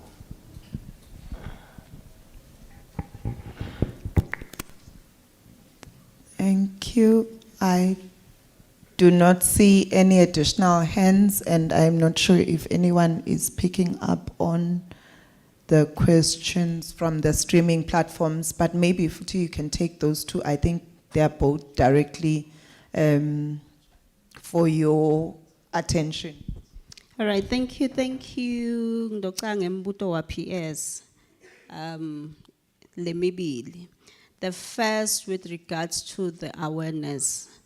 In trying to drive awareness to both employers and the members, we continuously have education forums where we partner with a lot of institutions, including Bosedco, where uma baya for road shows natisiye khona and try to educate our members. We also are trying to use the other ways of kufunzisa boredo let's believe khona kuthi kuyafika, you know, le emakhaya. And then we also try to use even the print media. And for our young membership, sikhona go onke ma social media platforms. In terms of the translation to Siswati, thank you for that. We will consider. Siyathemba nje ukuthi sidothuma sesibuketile kunokuthi kubhale ngalesingisi sathi ukuthi sikubhala nga both Siswati and Singisi. So thank you for that suggestion. Kuphendvula our honorable, ngingathanza kusho ukuthi vele sesivele sikhona lapho, whereby on a monthly basis, after we receive le mali from the employers, there is an instant SMS notification lesibese siyisendela lunga to say sesi receive imali yakho lenganga malini for yipi inyanga. Vele the drive yalogo was to communicate and besitama ku address le issue ye compliance ngoba besibona ukuthi kuyendeka vele ba deduct bese abasa remit. Currently, we send to 67% of the membership.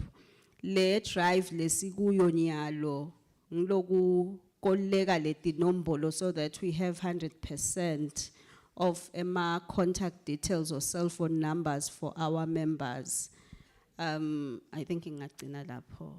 Thank you. Siyabonga kakhulu. Thank you for your attention. This brings me to the end of my session. Sengidawubisela kumcondzisi luhlelo.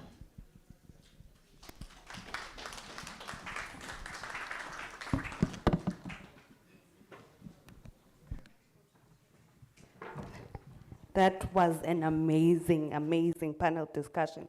Again, innovation. Kukhulunywa innovation. Necessity is the mother of innovation, and it is crucial that we create an environment that allows for that to take place. In order for efficiency, speed, and proper service delivery. We are very much behind schedule. So right now, Kutauta Robotics STEM Foundation. There's nothing about us without us. The youth has to be here. The youth must be a part of the conversation. And right now, I would like to welcome the STEM Foundation to show us some of the work they do. Thank you.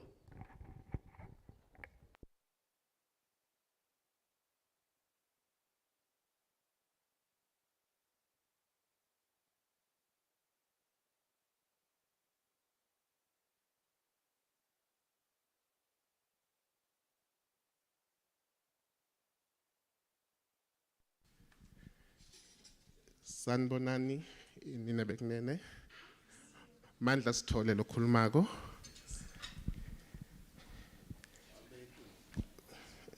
beke lapha edo. Ngihamba naSiviwe Dlamini, mfana Nkosi, a 14-year student lo funza form 2 St Mark's. Ngihamba na Wakile Sfunza, a 15-year student lo funza form 2 Gangomane High. Wakile ngicela ucishe ucingo ulishiye ngaphandle. Angicabanga sikhona utalithatha noma ulicishe nje. Ndawuqala ngikhulume ngaSTEM education eSwatini ukuthi yini. Then I will move on and talk about the student in front of you. I will also give them an opportunity to say something about what they are doing. Then nangisakhuluma ngaSTEM Education Foundation ngidawube ngisho nekuthi what is our mission, vision, nema goals has Banfana beMaswati. Asisibo bakhulu, I'm a teacher by profession. Graduated khona lakhaya ngahamba ngofundzisa for 10 years in Selisoti High School. Ngingimandla Sithole, 42 years old now, 12 years of marriage.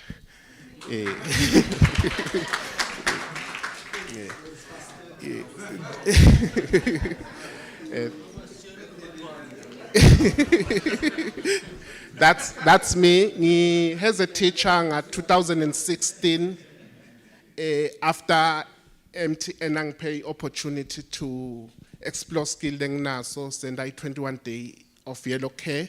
Ni introduce ema robotics 616 wetikolo leti semakhaya eSwatini. A successful program leya launcha STEM education eSwatini. Ngingithishela ngacela labanye ukuthi singakwenda lokhu. What does eSwatini Foundation for STEM Education does? Mission yakhe ku incorporator and conceptualize sikubisela kangwane kube kwethu eMaswati ema programs labe successful aka science, technology, engineering and mathematics emavende sesiwabuka ukuthi athuthukile ikakhulu aseMerica nase Europe. Siyawabuyisa lama program la kangwane siwabuke ukuthi ayangena yini ku space sethu curriculum yeMaswati angangena kanjani. Sisebente nabotishela, sitrain abotishela, sike saba nje nema bootcamp before COVID bese kangi4 kusukela nga 2016 abotishela siba trainer ukuthi bayoqalisa ema robots program etikolweni tawo. 2019 before everything closed, STEM education eSwatini bekana 44 wetikola lebetenda iprogram yakhe, sina 68 wema clubs. Ngenhlanhla lenhle kuba netihlobo tenkosi leti njengemaMerica, leti njengabo MTN, naletinye tinhlangano ikakhulu tangesheya leti phathelene nawo ema robotics. Tisipha imaterial siyifaka etikolweni, sisupport abotishela ukuthi baqhubeke bayendela ama clubs. Bese sirana i-national competition la kangwane. Siranile nga 2016, 2017, 2018 and 2019. Kwase kuye emakonke nga 2020 njengoba nathi ukuthi kwendekani. Siyayirana ke le competition. All the schools that participate, they come and compete in a game of the mind, robots, meaning they program or they design, build, and program a small machine. Curriculum yethu iqala kulabancane, H4, iziyofika kulabadzala H16. Laba H16 seniyabona ukuthi bosonto nzima sebasebenza ngema metal components. Kanzila labancane Lego plus Lego equipment kungangabo ngathi ngema toys kanzi siyabafundzisa. So ithi ngawina ke i-team yala kangwane sibone ukuthi ayinayike lebe ngcono kunawo onke sithwale simikise kuma international competition. La khona ifike icompete. Ngenxa ukuthi sisafunza vele le skill besisete kahle. To be honest, this is the first team solo saqala kusebenza lebe prepared 6 weeks ready, 6 weeks before competition. Ukuthi iyo computer ikakhulu suke sizame kuqinisa amabhakodi on the last minute sekumele sihambe siyo computer sibuye nendvuku yembanga ndlala in most cases. Imission yethu ke ngileyo kubisa lama programs siwende abe program eMaswati alungele bothishela beMaswati phecelezi conceptualization of the program ilungele lokulesikwendako la kaNgwane bese sesiyayifaka kubothishela siba train si provide i-material hayi ukuthi provide ngamakhikhi a-STEM education udimali STEM nginetinini tenkosi leti sipha imali ukuthi sikhone thenga i-material sinike abantwana nabothishela ukuthi basebenze i-vision ukuthi every young child lokhona nyalo esikolweni in the next 5-10 years bangema technological leaders ema entrepreneurs lega kule technology field.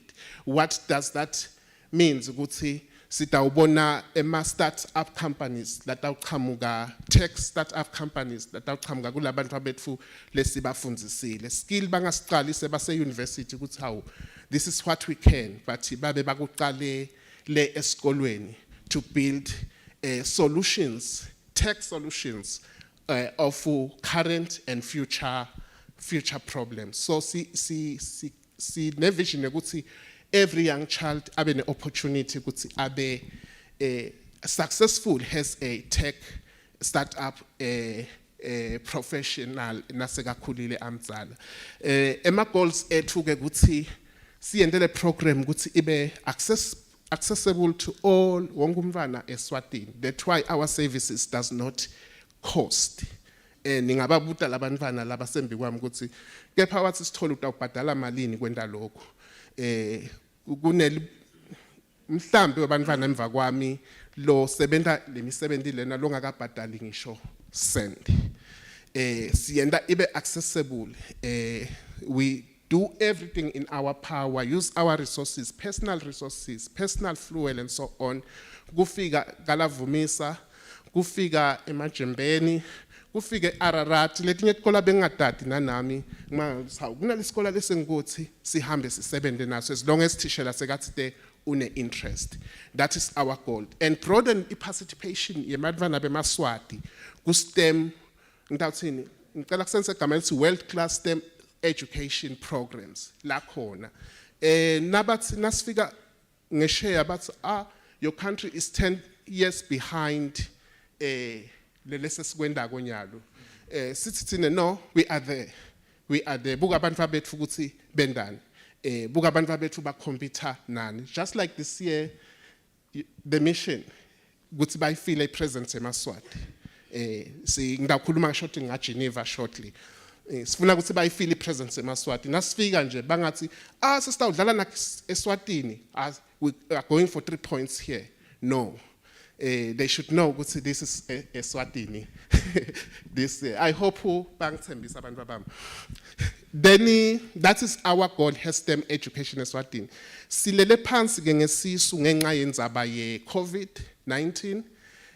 has sitting lapha ngibuka bo WhatsApp messages babothishela the program launched America on 9 August. We are quiet story. What's happening? Ngiyawa scroll nje ama message angikhona ngisho kwaphendula because we are down in our stomachs like silele sibabhalele kude indlela yokuthi sisukume ngenxa yema resources after the COVID-19 like eMamerica bekagatse ukuthi sichubeke sichude sisebende abe athi hulumende wakaNgwane no extracurricular activities etikolweni at all so bongeke bese sophambana nemthetho kwahulumende lokho kwenda ukuthi bese labalengeshe abathi anisiko serious nine anisebenzi sitawuvala le mbombi yemandi meaning we are not sending any resources to Eswatini because it was not active during the most difficult time. Kwasisebita ukuthi this year sithishaye emakhikhini ukuthi silanze material sibise kaNgwane so we couldn't do that. But sitawuzama we might be late for next year's because the American program iqala August to April the following year. Now we are in September. We might start in January, 5 months later. we will start. I hope lo 44 wetikolo utawubuya abe active by 2023. Let me talk about First Global, First Global Challenge. Every year, kune competition la khona ingabuke ukuthi bantwana bayati bawinile eveni or what, but they istawuqala ngaleyo nakha. Yes, istawuqala ngaleyo. Just ngicela ukuthi uyidlale just a minute. Ayibuke ukuthi how competent the kids are, but it's here is a challenge. We are throwing it to you as Emave. Engage bantwana. Nibabise a competition. We will pay for their accommodation, flights, and everything. Let them come and compete in the world stage. It's more like Olympics. The opening ceremonies, the closing ceremonies, all the activities. It's just that it's only Olympics for our brains, because this is not physical power that produces this, but it's your brain or the kids' brain power. We'll start with the invitation so that you understand how did all this begin for 2022. The first video.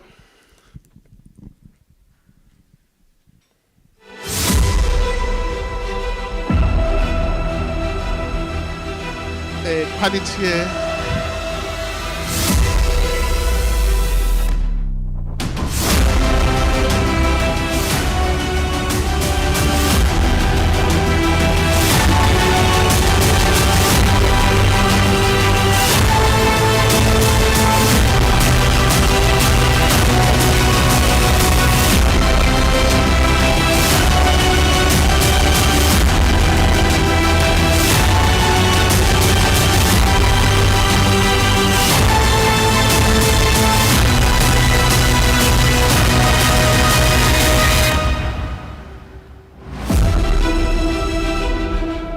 First Global Challenge 2022.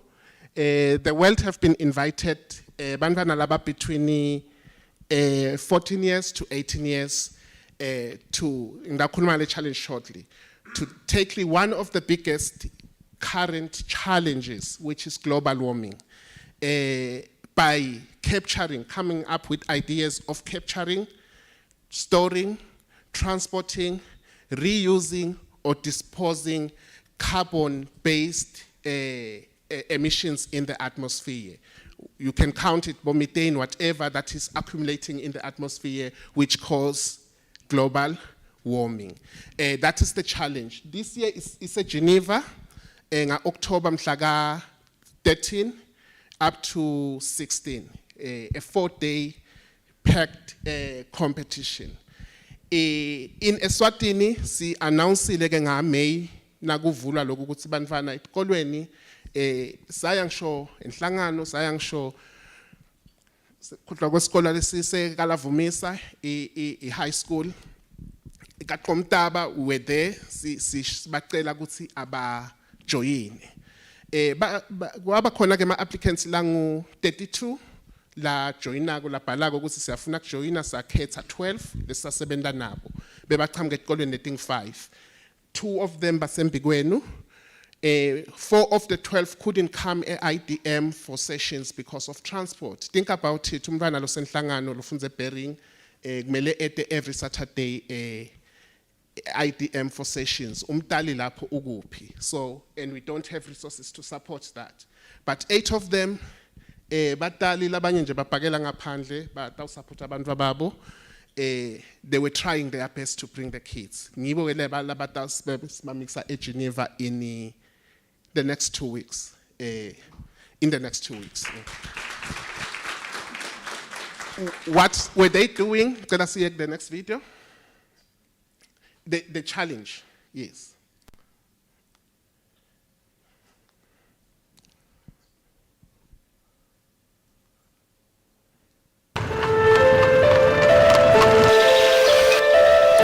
Our world is very different from 300 years ago. Innovation has catapulted us into new frontiers. But it has also come at a price. Heat-trapping carbon dioxide levels in the atmosphere are 51% higher than before industrialization. Each year, collective human activity adds approximately 50 billion tons. Reducing and recycling our current emissions is an important part of the equation, but that alone is not enough. The more difficult challenge is reversing the damage that has already been done. That is where STEM innovation is providing promising solutions. Carbon capture is the process of capturing existing carbon dioxide and preventing it from entering the atmosphere. This already occurs naturally, but the high levels of CO2 currently in the atmosphere are more than natural processes can handle within the time frame we have. When it comes to carbon removal strategies, there are two types. One is augmenting natural processes in land, oceans, and rocks. And second is creating industrial solutions using chemicals and technology. More investments in carbon capture and sequestration solutions are necessary to have the kind of impact we need. Now is the time to reimagine the future of our climate and innovate solutions that nurture a healthier planet for us all. This is our home. Let's take care of it together. The next step begins with you. Welcome to the 2022 First Global Challenge, Carbon Capture. Their solution as a Maswati of the carbon capture project.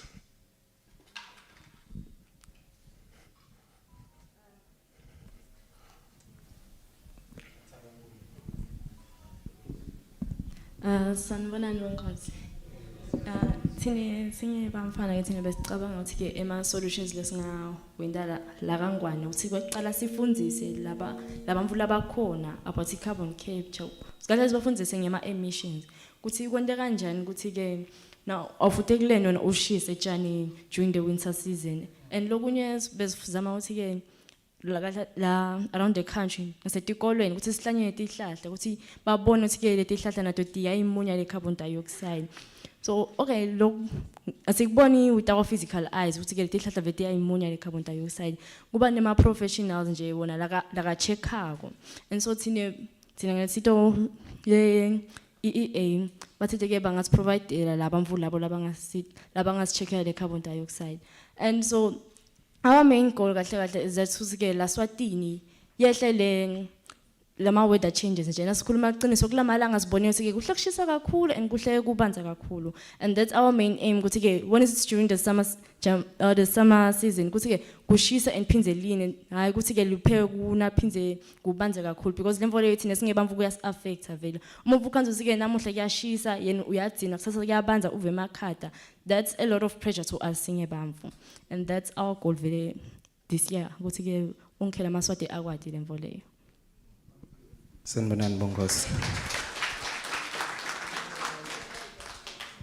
Libito ngiwakhile ngwakasifunza, ngifunza khona kaNgomane ngenda form 2 khona.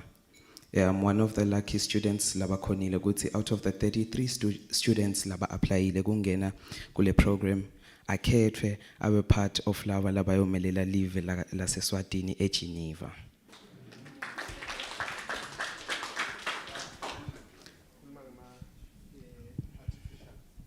Okay. So, considering ukuthi lama emissions have risen and has affected in Sibantu, thina Sibantu labasha, we have decided ukuthi ematete yintfo yakadzeni, ematete yintfo lebeyivele ikhona. Why siyibulale? That is nature.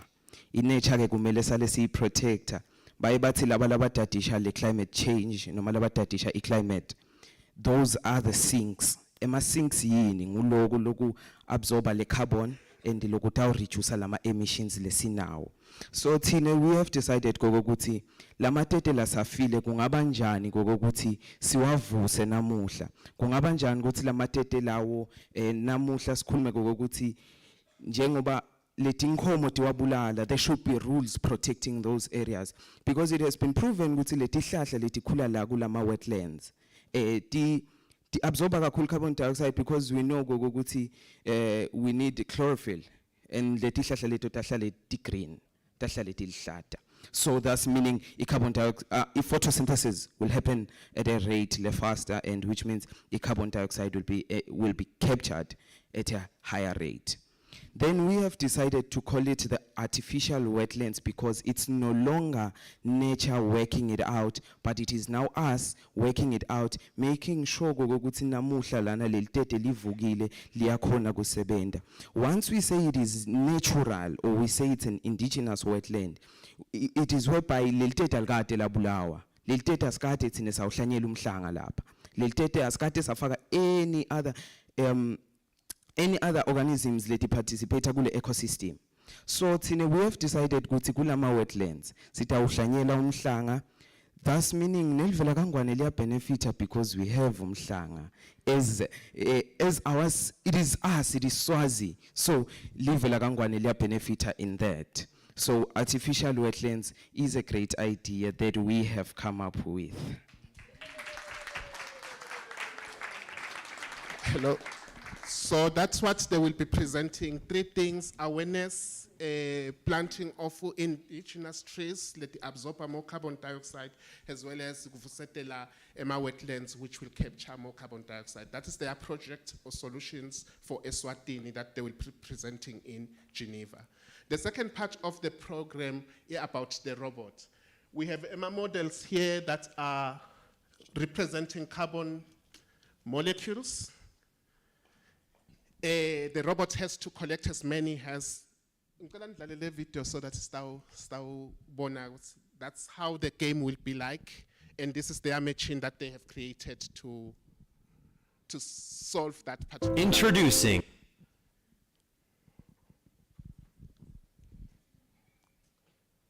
The official game of the 2022 First Global Challenge, Carbon Capture. In a world where the heat-trapping greenhouse gas, carbon dioxide, is rapidly accumulating in the atmosphere, 6 national teams work together as a single global alliance to capture and store carbon, before dividing into regional alliances to achieve effective long-term storage methods and slow the effects of climate change. Robots start the match lined up against the guardrail next to their corresponding alliance station. The match begins when the 2 combustion bins release approximately 240 black carbon elements onto the playing field surface, representing the carbon dioxide emissions generated by combustion, the process of burning a fuel. For the first 2 minutes of the match, the Global Alliance works together to store as many carbon as possible in the central sink, demonstrating the collective effort required to protect our shared atmosphere.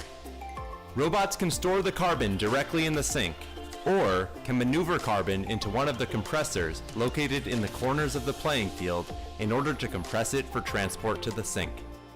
Once in the compressor, human players can remove the carbon and either place it into a robot, which then stores it, or can directly store it themselves. Points are scored at a rate of 1 per centimeter as carbon fills the sink. Because of time, we'll cut it there. That is the Robot Games challenge that they are given. In a space, after learning for 2 months, Banvana Baba boot camp, the whole team, they produced their solution. Their robot solution, meaning the one that tabe at Geneva, li buta carbon molecules and throw them liwasinka. And for the first time, sibe reading a robot early August, meaning 6 weeks before departure to competition, of which we are much ready to basfile. Imvamisana sihambile robot aseswatini ake angavami performer either akakhona ukuthatha lekumele akuthathe ukustorisha lekumele akustorishe, but this time around we are ready. I will ask just for a minute Wakile Andy but explain how does the robot works, then that will be at the end of our presentation.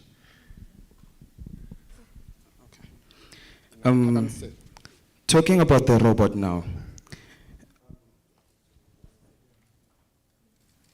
Yes, I'll explain. We have these 2 hubs. We call them hubs. It's a control hub and expansion hub. These are simply Android devices, just like your phone. sekuthi wona at screen our display lutho adzinga mine naye neteam yonke sikusebente ukuthi sifake information lesifuna le robot likwende lakilo. We use a Java-based programming. We use Java-based programming basically to program the robot with nangiti yanle yendanjalo, nangiti begale yendanjalo. So as we say, guti lawa ma Android devices, it is just simply like your phone whereby the operation yakona is as simple as that after instilling information into it. I'll hand over to Zviwe to talk about the motors. And then we have 4 co-hex motors la sebenta ukuthi le robots lena lihambe likhona likhamba licollecta lama molecules. And then we also have 3 HD motors wona asebenta kakhulu kule intake nale shooter ukuthi likhona lokhambisa lama molecules kanje. And yes, and then apumelana, and then say I shoot. We shoot about 3 meters, approximately 3 meters high, and listen careful, it's 2.5 meters. And pins sesiba nema 7 motors wona, about 10 7 motors, and most of them are like liner. Liner yona isebenta ukuthi le robot ikhona ukuphakamisa le robot, ikhona la hakeka khona kule sink yethu, and then seliphakamisa le robot.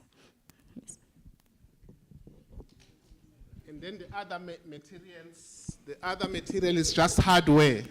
Hardware, tinsimbi njoba nibona, tinzambo, and so on, lokuhlanganisiwe. But the system is just the Android system, and the motors, lekungema server motors, including ema HD motors, la fakiwe. Lolokunye ungakuthola ngisho stolo, ubuye utakufaka lapha kwakha le robots lakho. Demonstration, nitayibona ngaphandle ngoba nasicala kushootha lapha kunalabadzala siyabonga. Ningathatha nihamba.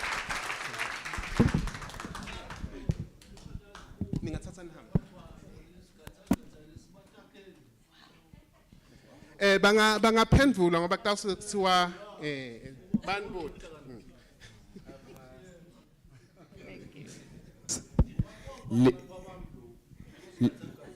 Lesikatsa lesilokhuluma ngaso mlomtsana.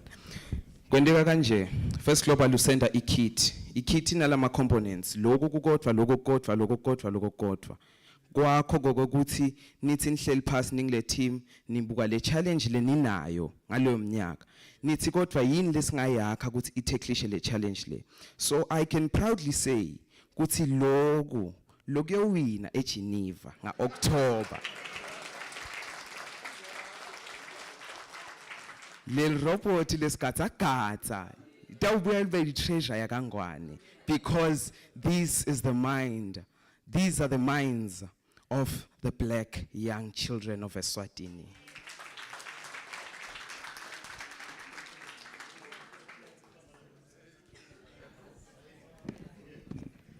No further questions, we may go.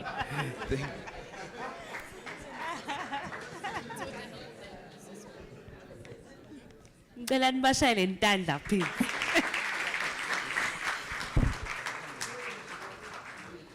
Hey, nginitshelile ukuthi namhla kuyavutha. No, as I was seated and listening, ngicela kuni-challenge ninge ma-sector leaders to ask yourself the question, ukuthi boSviwe nawakhiwe bayaphi? What are we doing to retain such talent? Yini legu in place to ensure that this talent siyayitshala ibuye itosebentela thine yakhe ma solutions ethu. That's the challenge I'm posing to you sector leaders, and this is a very serious issue. Bayasho ukuthi they are struggling ngabo funding. Ngiyise Minister of ICT.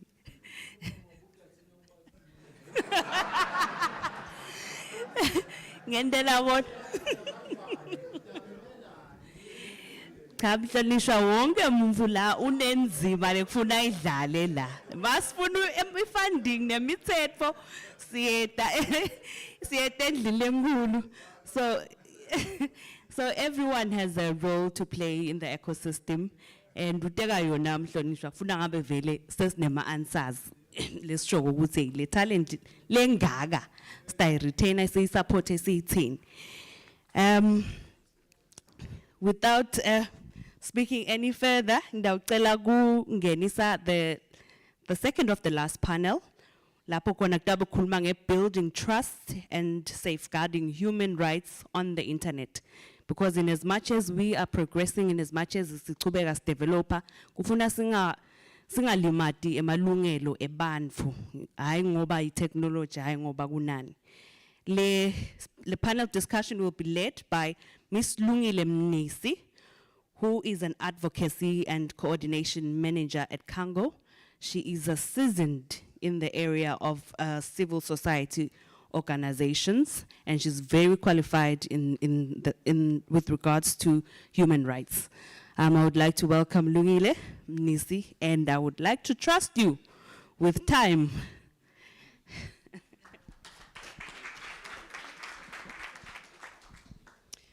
Thank you, Program Director. All protocol observed. Udangixolela Program Director, so press like isikhathi kanizliwe nguye.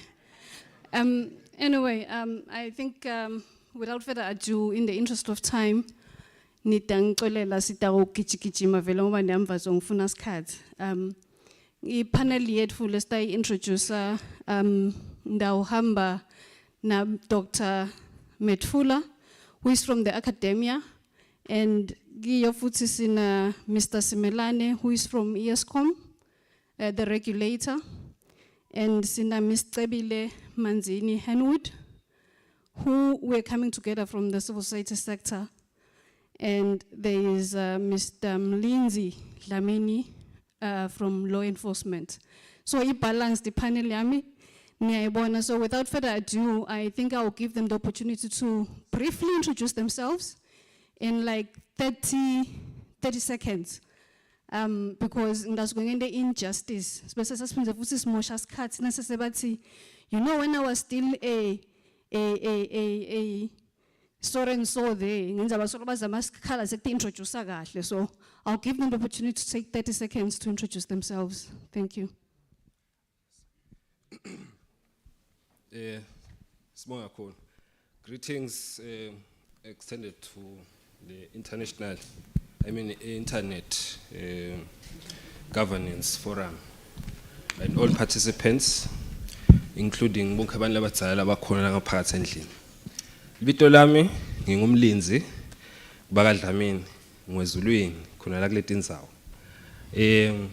I'm in the Royal Eswatini Police Service, where I am a detective constable, investigating financial crimes as well as cyber crimes. I'm currently stationed at the Hoho Police Regional Headquarters in Babane, where I'm in the financial economic crimes unit, but my main emphasis is on cyber crimes. I think there's a lot we are going to impart today, hopefully. Hopefully, stawuvana. Ngibonga kakhulu ukuthi sesibeza sekushintsha na language ukuthi ungasebenzisa onke. Ngawe isho sikhona le stawuhamba sikuthethe. Siyabonga. Thank you. 30 seconds, please. 30 seconds introduction. Sinivusele bekunene, ngingandile Methula mina. Sivusele Nkosi yami PS CE Timpunga nalaba qhamuka endlini yaba high school. Nanonke bekunene ngingandile Methula ke mina. I work for the University of Eswatini. I teach computer science. Kunengile ngakusho kepha ke lungile utangishaya. Angigcinela. Good afternoon. I am Cebile Manzini Henwood. I work for an organization called Restoring Laminin. It's a local NGO, Christian-based NGO, focusing on issues of human sexuality from a Christ-centered, value-based perspective. And yeah, I'm very grateful to be here. And with your permission, Honorable Mhlonishwas and Board Director, I will speak in English because we also have Caroline online, isn't it? So I think to be fair to Caroline, who is in, I think she's in Kenya, but yes, in Kenya, I'll speak in English. Thank you very much. All protocol observed, Ngustelos Melani. I work for the Communications Commission under the Legal and Compliance Department. Thank you. Thank you to the panelists. Without further ado, our session or our subtopic, we are interrogating building trust and safeguarding human rights on the internet. As you see, Honorable Flo, lana si qukethe impela, so siyethemba lokuthi what we are going to deliver kutawukhona ukuthi senza tonke tingoni in the sphere of human rights. We are going to interrogate the extent to which our legislation in the country safeguards human rights on the internet.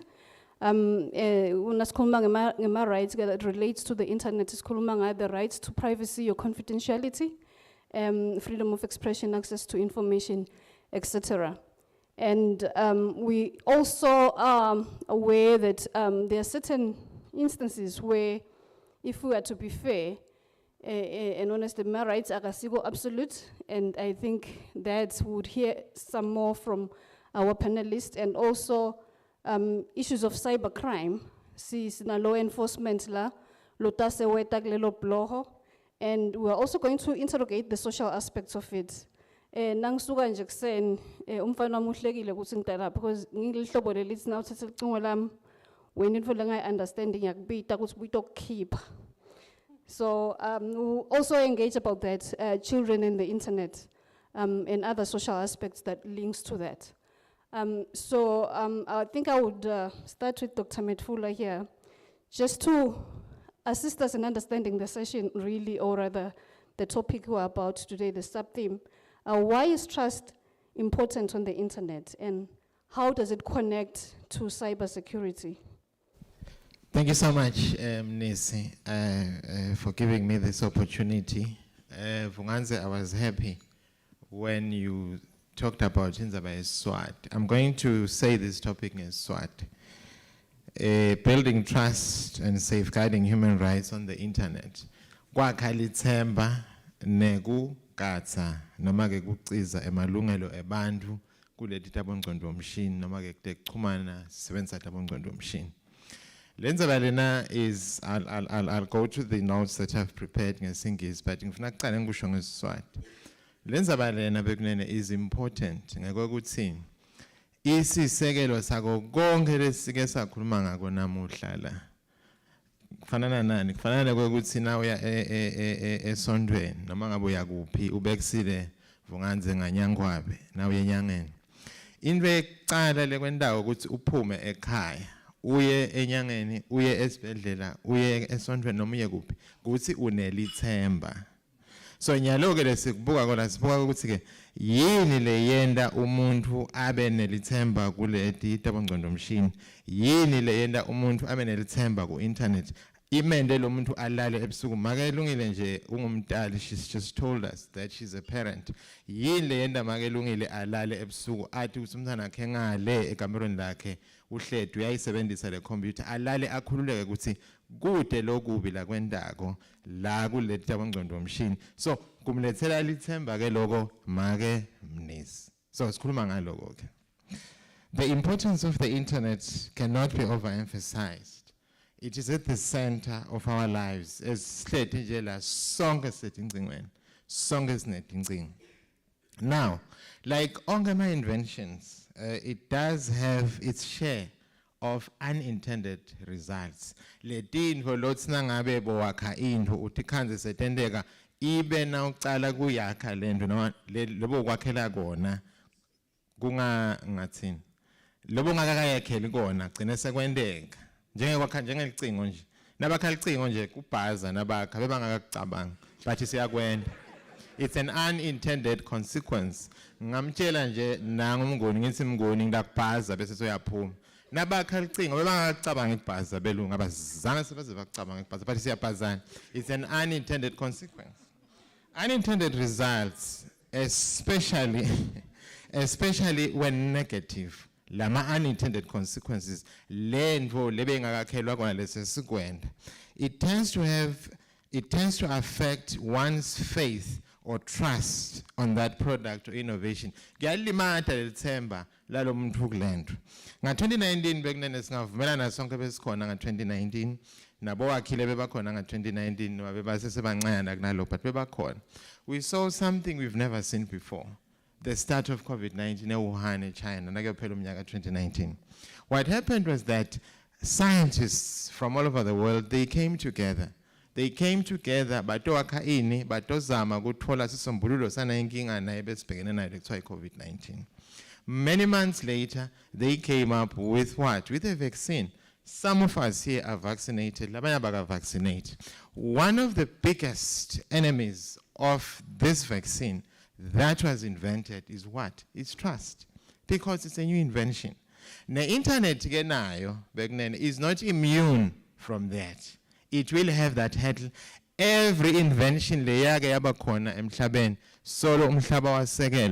has faced that hurdle.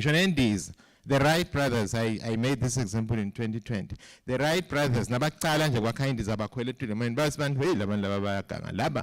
but I will be a pastor because it's a new invention. It's the same thing with the internet. The internet here, I get through. Now, the issue of trust, it's a big thing.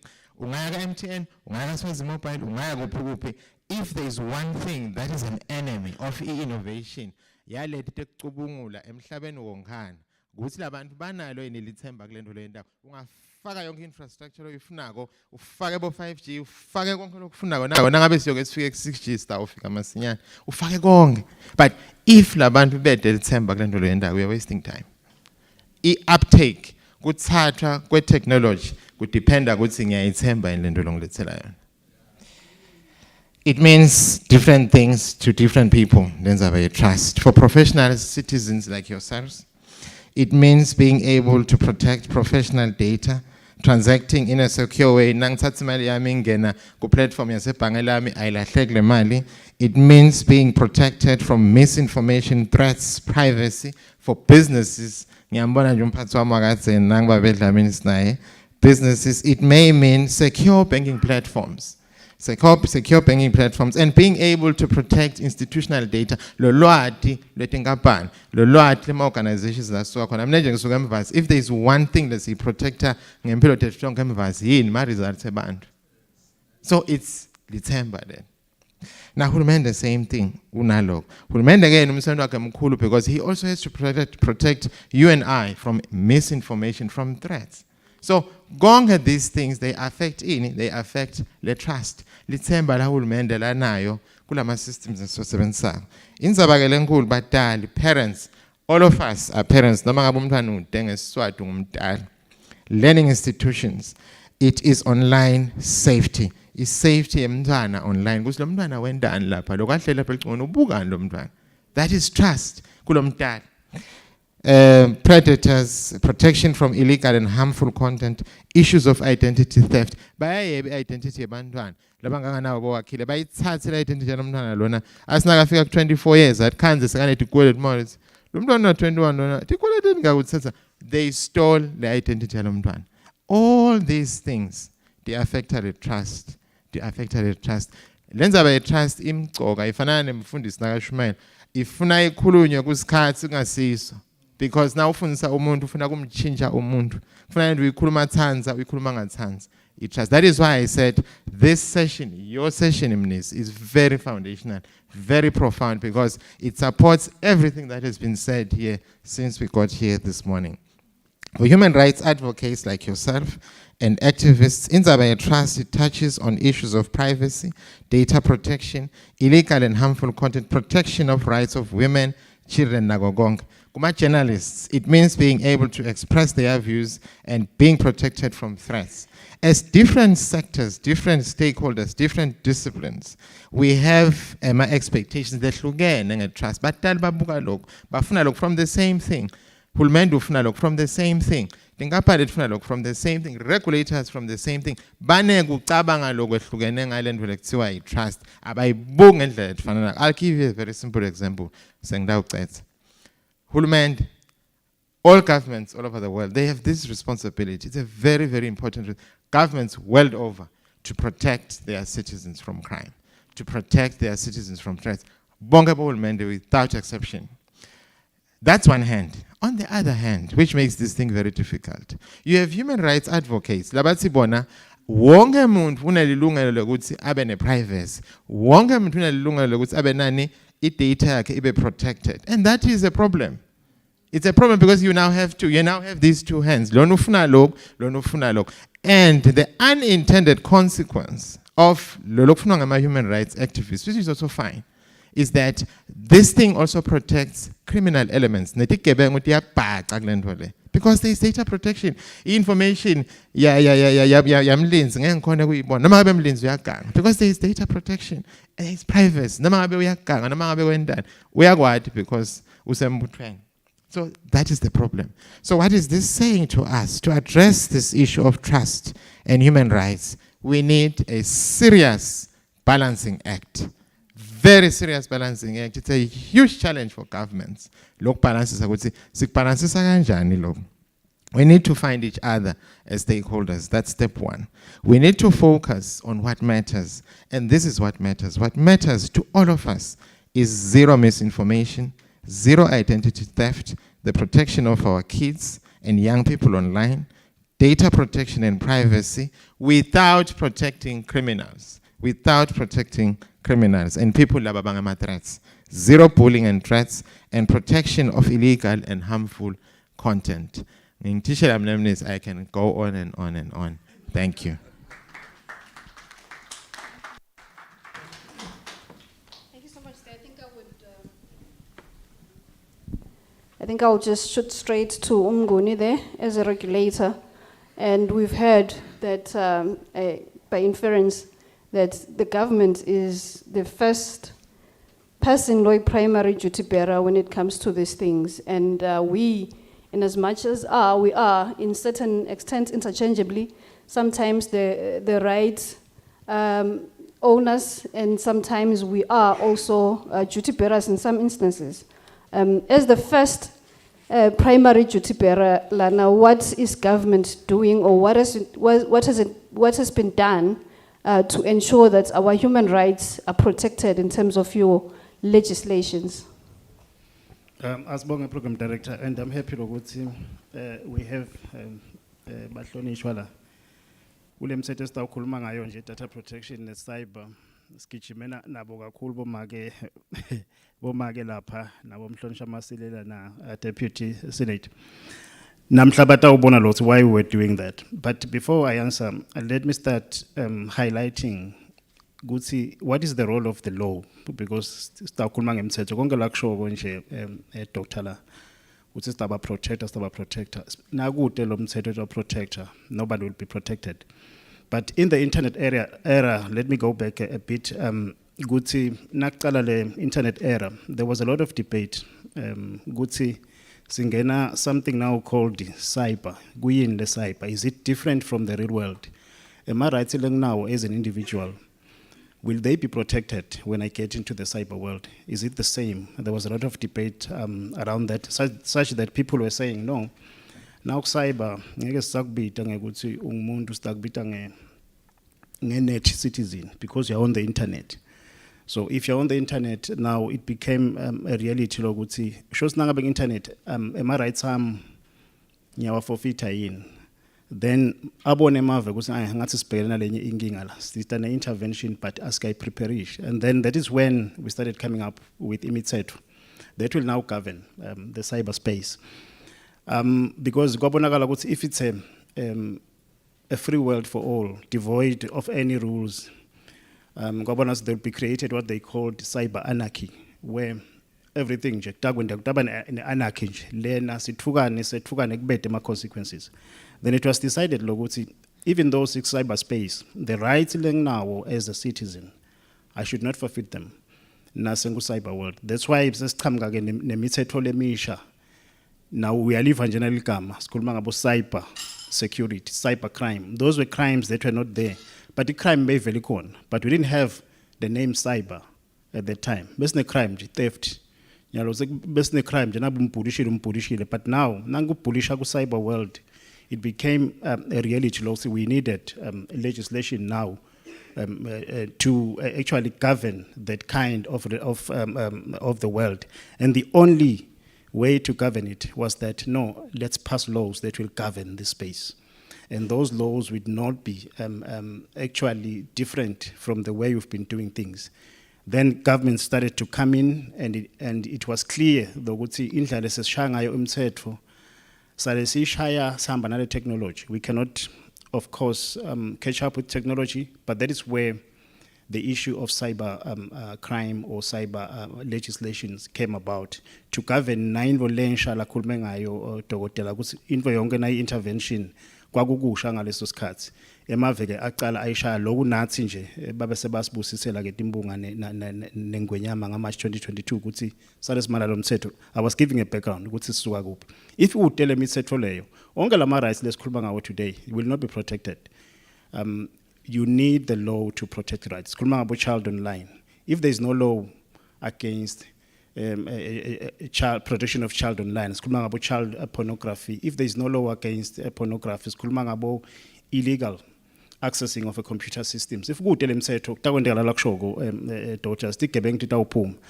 I-data protection ke ngiphinze ngibuye nje kuyo. Le data protection nayo kwabonakala as we use these gadgets and as we enter into this internet era, there's a lot of information and personal information that is going through. And we are happy that in our local scenarios, we adopted umthetho nazi with data protection. But it has, if you look at it, it has the European flavor, whereby it is based on the GDPR, umthetho lona wase Europe with data protection. Lo kahle ngawo lo wethu ngilokuthi uvele uthi asibe nje nemthetho with data protection. Bese ke kulo mthetho with data protection human rights based, because if you look at it, it's protecting rights of information, personal information.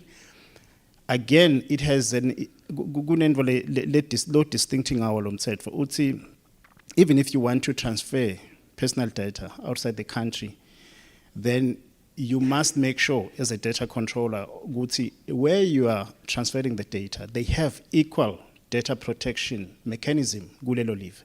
And as you look at that, it shows that the spirit of the law was to protect the rights of the citizen, the rights of the data information.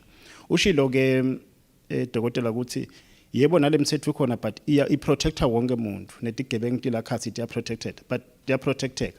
Kepha ke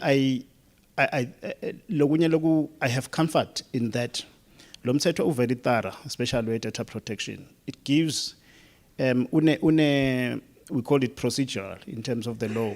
Une procedure ukuthi la ngabe ngifuna information ngadlamini lana, what do I do, especially na ifunwa ngimi noma ifunwa ma law enforcement agents. Awuhambe ehlathini iphinde sisawuhamba ngasetinkantolo lapho siyawuthola ama court orders singicana na information nayo nabe kune information le ngidinga ka MTN angiconzi nje ka MTN, but ngayithola le information based on, and lo mthetho is based on the culture of the rule of law and the protection of human rights. So I think we have the best legislations to bring trust. The trust lasikhuluma ngayo namuhla, if we don't have these pieces of legislation, we would be just singing to say there should be trust on the net. But these are safeguards to ensure that the trust ikhona.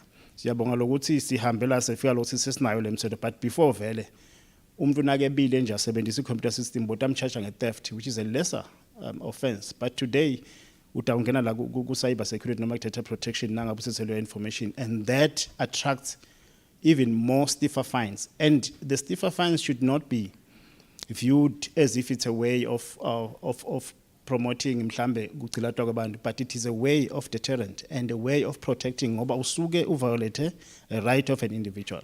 So I think the trust will be is cemented by having pieces of legislation and enforcement. And as the regulator, especially under data protection under section 52 of the Act, we are given the role to regulate and coordinate issues of cyber security.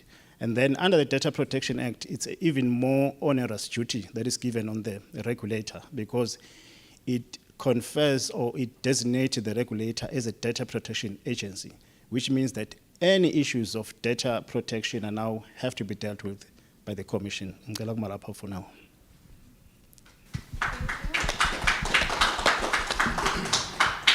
Thank you, Mguni. I will turn back to Ms. Tabile Manzini Henwood. Ndawugcina ngaye ngala ngesencela umlangeni ngesekudla sami umlangeni. Ngoba after all is said and done, singabe especially now khuluma protection of human rights. So Ms. Manzini Henwood, let's speak about the social aspects here. It's been said even earlier that tinzabatabo COVID disfage enfeni tebe singakayicabanga sibatali. Back in the days we would say ukuthi bamfa bethu asifuni baphathe tincingo ngoba ti facilitate incumbi yetinvo sithi siyaba protector nasisho, but kwase kuyasikhanza man sagcine sesikwenda against tifiso tethu thina labanye. And njengoba bengishito ukuthi some of us as parents singilabatalele sima BBCs, you know, born before computers, and in that regard uthola ukuthi vele lento angiyadi ngisho nekuyimanipulator in a way of trying to protect lo mfana angeke ngize ngikhona. So can you tell us some of the concerns that came about ngendzaba ye child protection and the use of the internet? Thank you, Lungile, and I really appreciate how you keep referring to this as the social issues. And perhaps I should start by saying, yes, we are dealing with a very technical issue, you know, IT, internet. When I got the invitation, I thought, oh my Lord, what do I know about IT or the internet space, you know? But then I realized that, this is a gate. And even if it's a technical issue, we're talking IT, and internet, et cetera, we are still human beings. And we are human beings operating in a world that is developing. You know, we've been talking about the developments that are coming, you know, and how we need to adapt and all of that. But we must not forget our humanity and the vulnerabilities that come with that. The fact that we are humanity and we are operating within this world that is changing. And having said that, I just need to highlight that this is warfare. Human beings inherently, we know that we are constantly finding ourselves in a battle between good and evil. There's always a constatation for who we are, our soul, our spirit, our personhood as humanity. And so even this space, this internet space, is a gate. It's a gateway.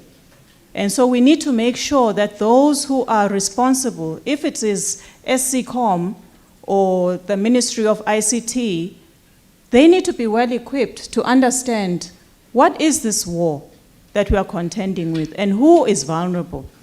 Now, when we are talking about child protection and child online safety, we need to also understand safety from what? What is happening? It shouldn't just be a general statement that we make, and then in our program, when we have a meeting like this, we just allocate a few minutes to talk about it. We need to make sure we talk about it in such a way that we fully understand what it is, how it's manifesting, where it's manifesting, who is involved, who is behind it, so that even when we say we have got legislation in place to ensure that we end impunity, how are we going to do that? What investments are going to be put in place? Now, what we are seeing is that, you know, the lockdowns, for example, the COVID-19 lockdowns, even the unrest, you know, the political unrest that we've been experiencing, have created an enabling environment, you know, for manipulation of the space, where children, we all know, children are carrying devices. A child either has a computer, a laptop, or a phone, and these are unmonitored devices. But the most concerning part is, okay, yes, fine, you know, we are saying, there was a presenter earlier on who was talking about how there's collaboration with the Ministry of Education to make sure that, you know, children continue to have access to education, that human right continues to be upheld, which is good, we celebrate that.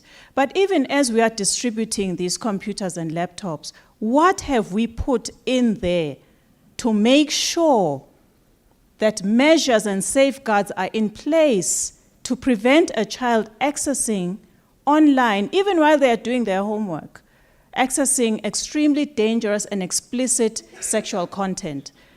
My organization is concerned about that because that's what we are seeing.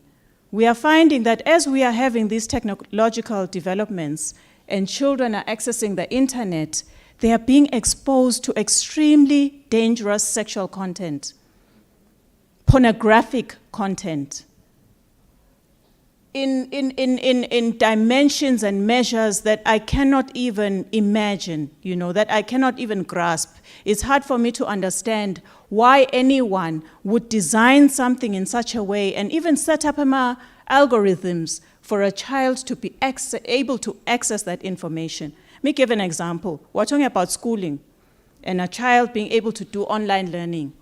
A child has their tablet or the phone to go online, maybe to research on natural sciences or something, or biology. While they are researching on that, what will pop up? Imagery or something else. When you do the, forgive me, I don't quite know the terminology, but let's just say a child will put up something about maybe human biology. The thing that will drop as they press the button, what will drop will be a horde of options, even outside of what that child needs for that subject. Information that no child should be accessing under no circumstances, not even an adult most of the time. Things that the minute the child clicks on that button are registered in the mind, especially because at that age, at a young age, we do know that the brain of a child images, it captures the image. And then a child, by virtue of being a child, will want to practice what they see. They'll want to experiment it. And then what happens? Addiction comes in. It can be addiction maybe to just the fact that there's this digital world that have entered. That itself is also addictive. But then there are these images that come up, these pornographic images. They may not be come across as explicit or extreme initially, but it is enough to lure the person in. And we know pornography is extremely addictive. Even when you do the studies on, in neuroscience shows us that even the structure of the brain changes, the hormones that are released, when people are viewing pornography. It's extremely addictive. So what then happens to a child?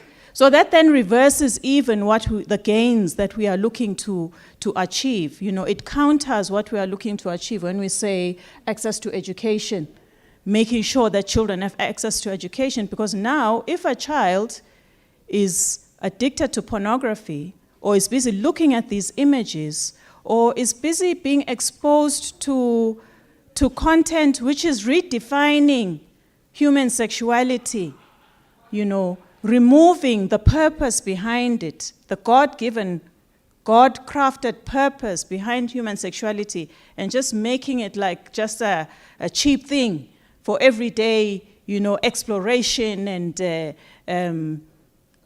forgive me, I'm seeing a lot of smiles. These are conversations we need to get used to having, in a safe way, of course, in an appropriate manner. But these are the realities so that we can equip ourselves and protect our children and equip parents as well. I have had the opportunity of looking at the cybercrime prevention legislation, and it's very comprehensive, very, very comprehensive. What I would say we need to do, however, is to strengthen the capacity building for parents. Strengthen the measures for making sure that parents are not just equipped, but they are also supported to put measures in place. Yes, we can say a parent can have an app on their phone. I thought I had my app, sorry. Maybe my phone. Maybe a parent can download an app on their phone to monitor what is happening with their child and so on and so forth. But we need to go further than that. We need to think about what is the objective behind doing that. When we are talking about internet governance, it can't just be about, we are talking about internet governance so that there's wider coverage, we make sure that we are inclusive. What is the end goal?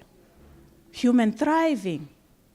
Let's aim for human thriving. Let's aim higher so that even as we are talking about the different tenets to this internet governance, at the back of our minds, constantly, we are looking at, as we are pursuing this governance, it is for human flourishing. It is for human thriving. That way, we'll be best placed to identify the threats, not just to the governance, but to the human thriving. And things like pornography, the slide that we've put up there is just to show that we are talking about COVID, pandemic, hello, there is a greater one. You could call it dual pandemics, actually.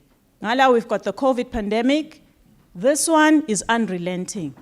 The pornography one, the porn pandemic, is unrelenting. And what is so painful about it is nobody is safe.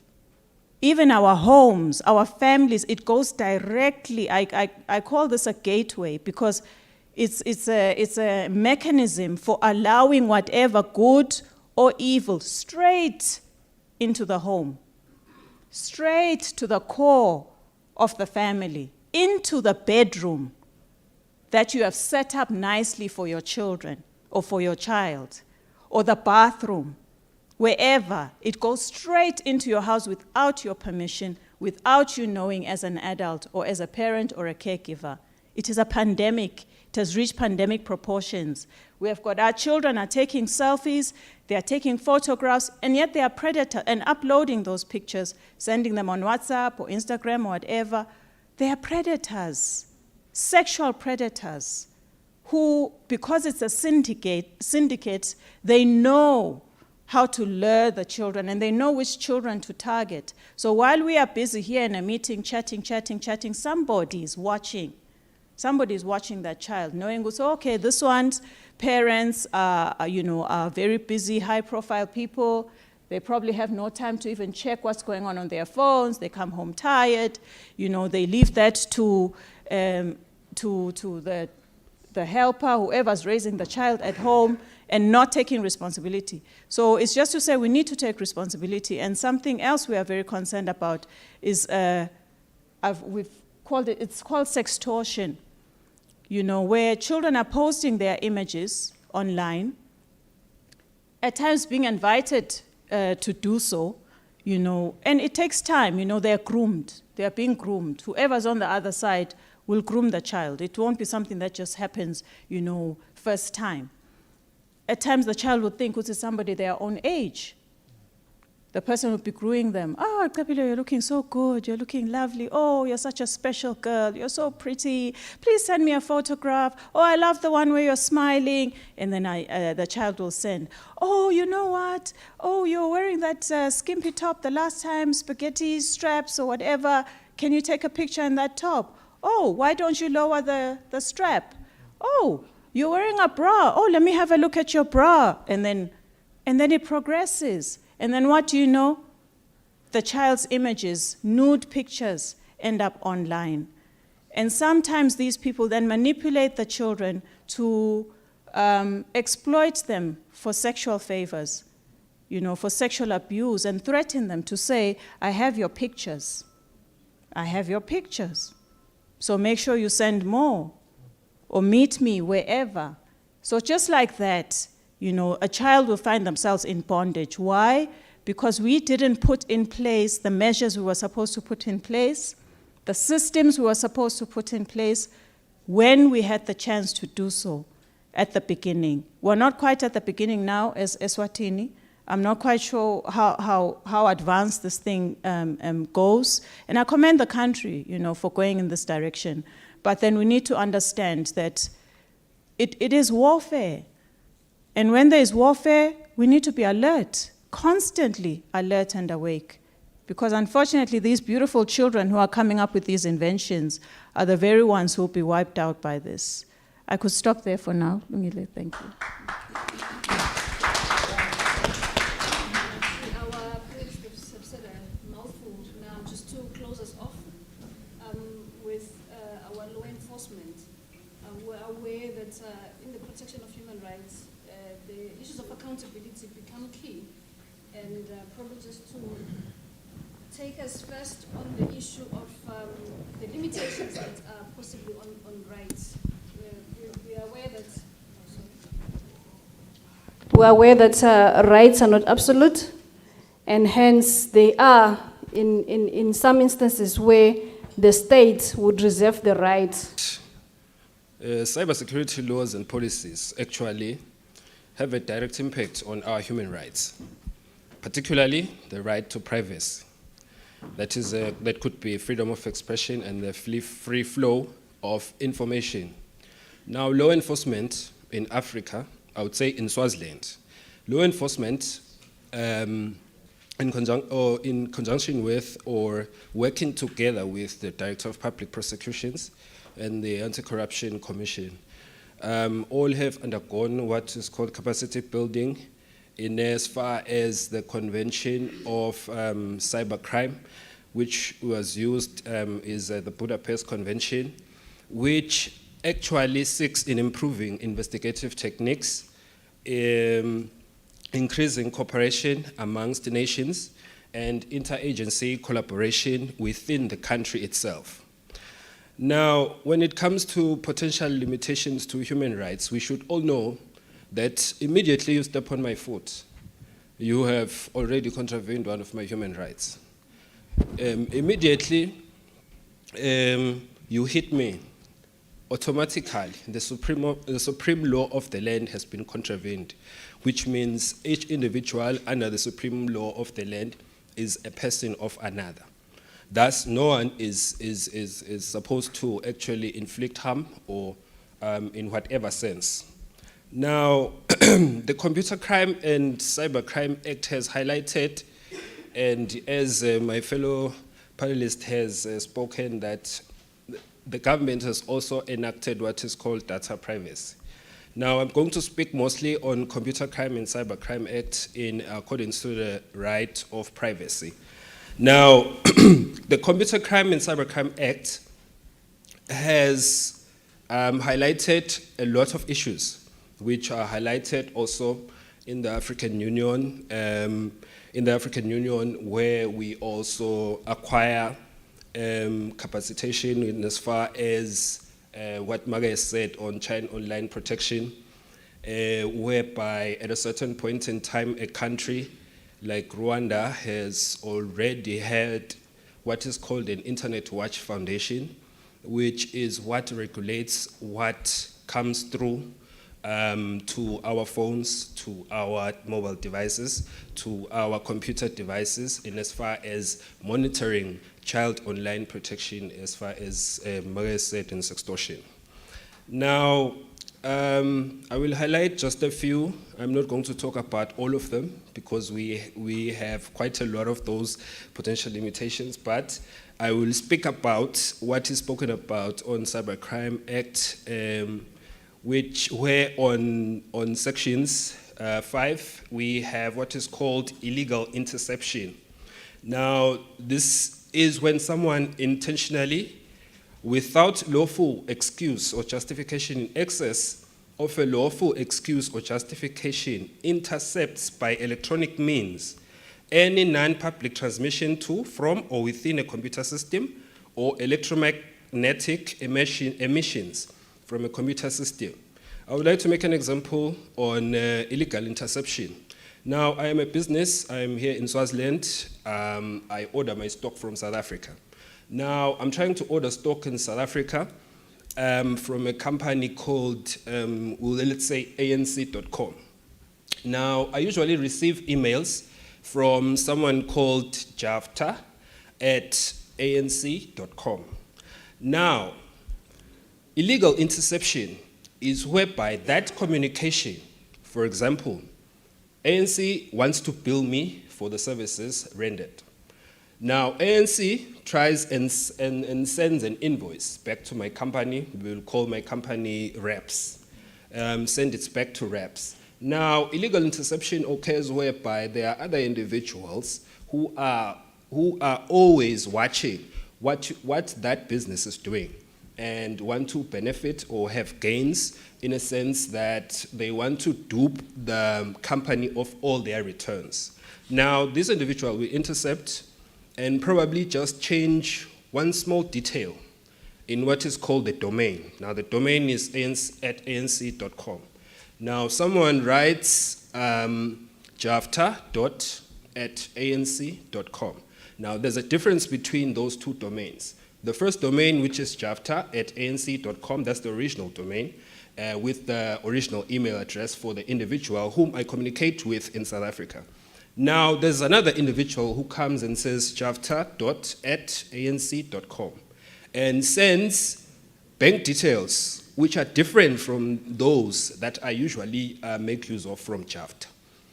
Now, that email has already been illegally intercepted, in which the javta.@anc.com will send me the wrong bank details and I will pay the wrong account in South Africa. Therefore, I've already been duped of my money.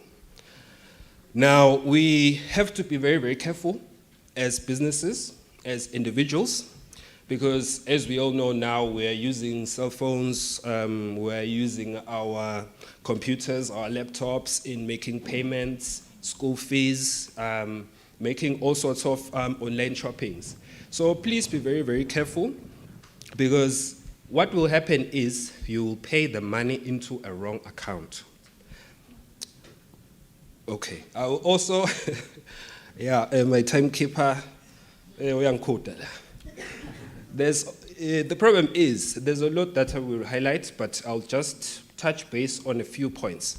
There's also data espionage.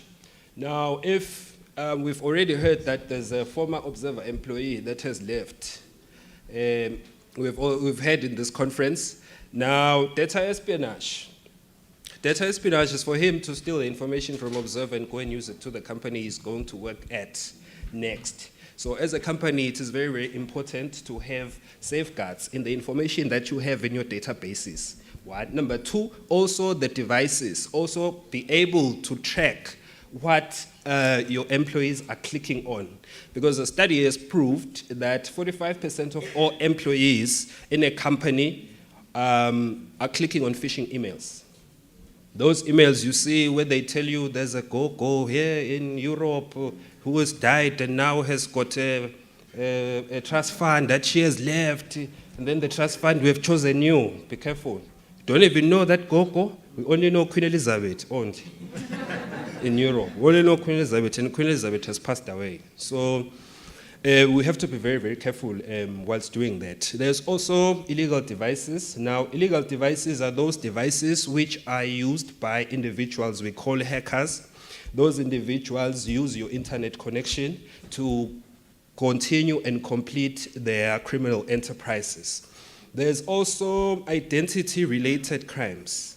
Now, identity-related crimes, that's the situation whereby you receive an email on the internet or from your phone. Yes, that's an example. Or on your phone, they tell you you have won 250,000 rand from Samsung Electronics, etc., etc., etc. So in order for you to get that money, you need to give us your information. Now, they take that information, like my fellow panelist has said, they take that information and they commit crimes. They create identities. They take a person to school with your identity. After taking them to school, they go to the university and acquire loans and do everything with your identity. Your ID number, your name, your cell phone number, your address, everything. Now, what they do today, they go on Facebook. They tell somebody that I've got an investment, you can invest 100 rand now, in 2 hours it will be 3,000. And then you insert your information there. They take that information you have inserted on Facebook or you have shared with them on Facebook. They go to Instagram and they go to dupe someone else, they con someone else using your information. Yes. I think I'll cut. No, oh my gosh. No. Oh, okay.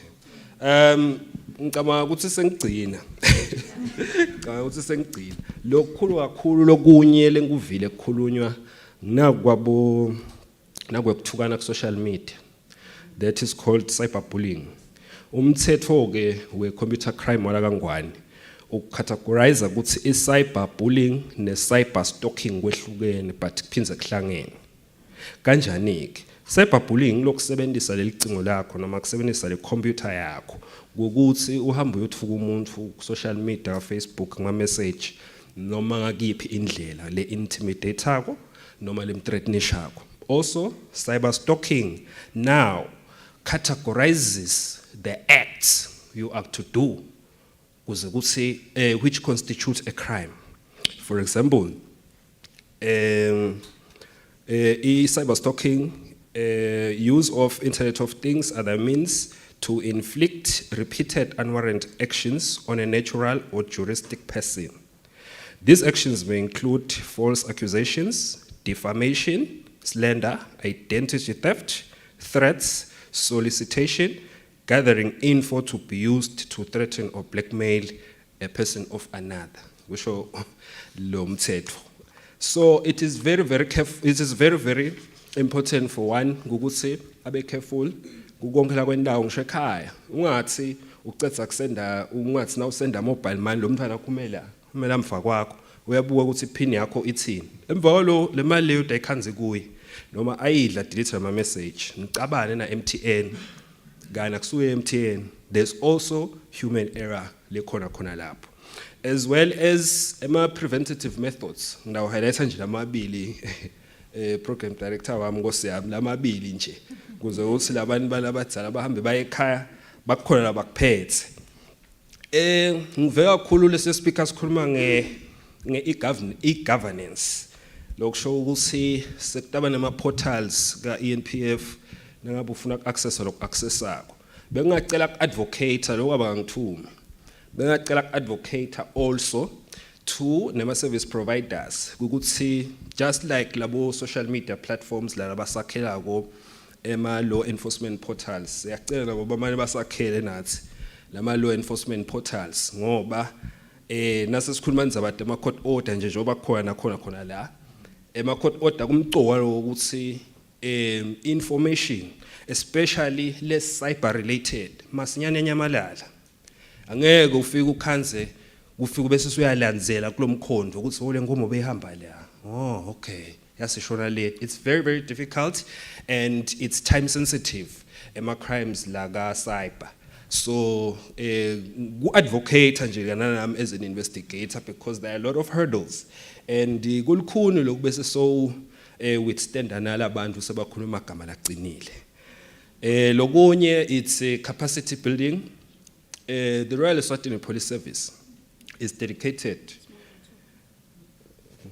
It's dedicated in continuously basicecesha thina njengamaphoyisa nama detectives ukuthi bucala lobukanjena sikhona ukuthi sizame ukuthi sibugweme njengoba sihlezi kwenda nema awareness ku social media kunelihlelo nje emaphoyisa nesive kaSwazi TV la sihle khona sikhuluma ngadindvo letifana naleti. Ngiyabonga.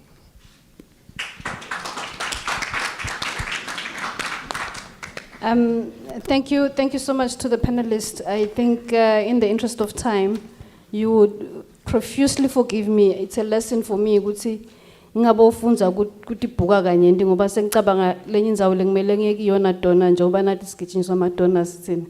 So sengidliwa sikhathi and I'm sure nelunch yenu seyadleka. Sihluleke kubamba sikhathi thine anyway.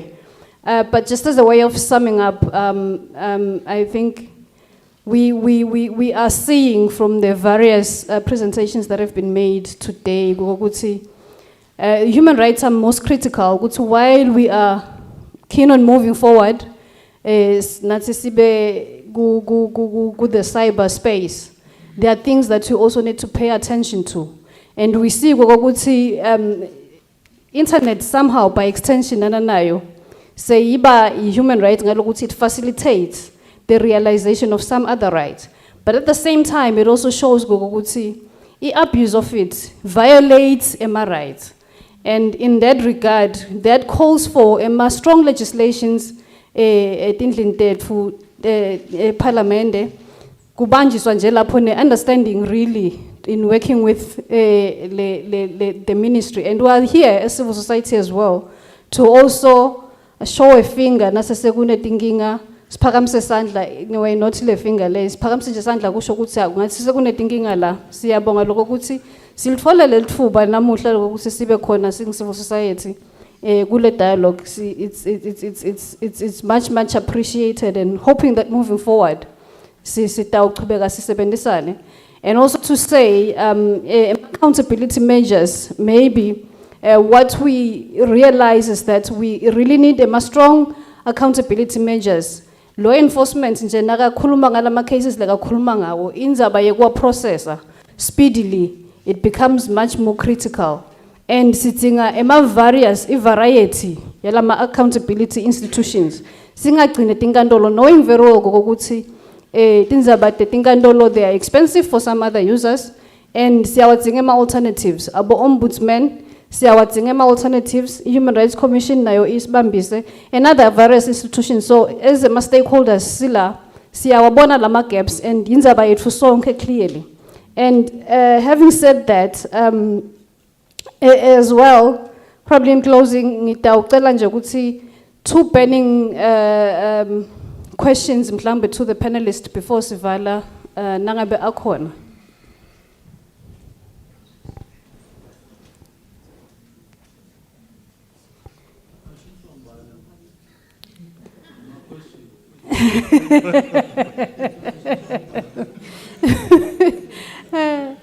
Lona utawuvakishisa la ukuthi atikhona ikhona ya tawushisa la sifubeni.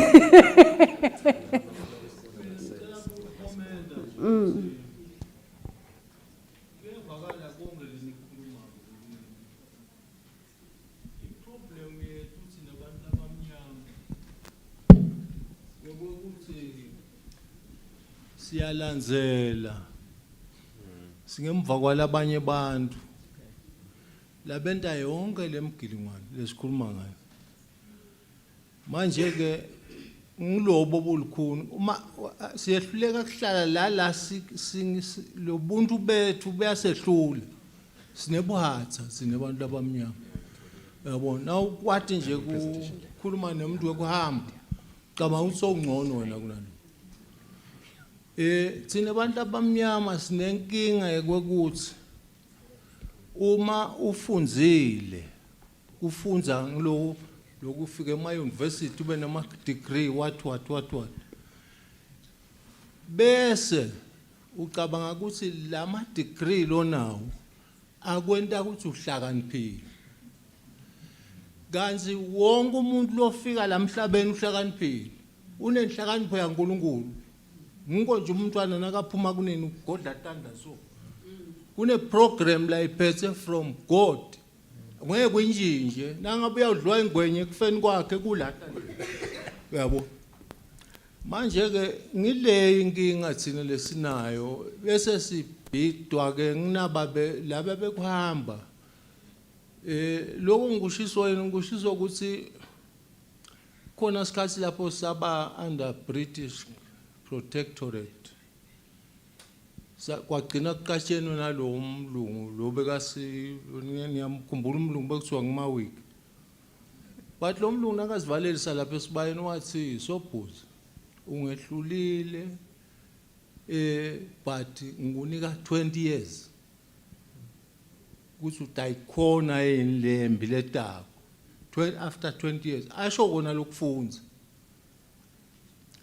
manje ke inkinga bekunene mina ngiyengithi silahlwa ukuthi kunanana iBhayibheli bese kuba nalama constitution ethu emave ngelive bese ngiyabuta ke lokukhulu kule constitution yethu silive nale Bible ngikuphi lokukhulu.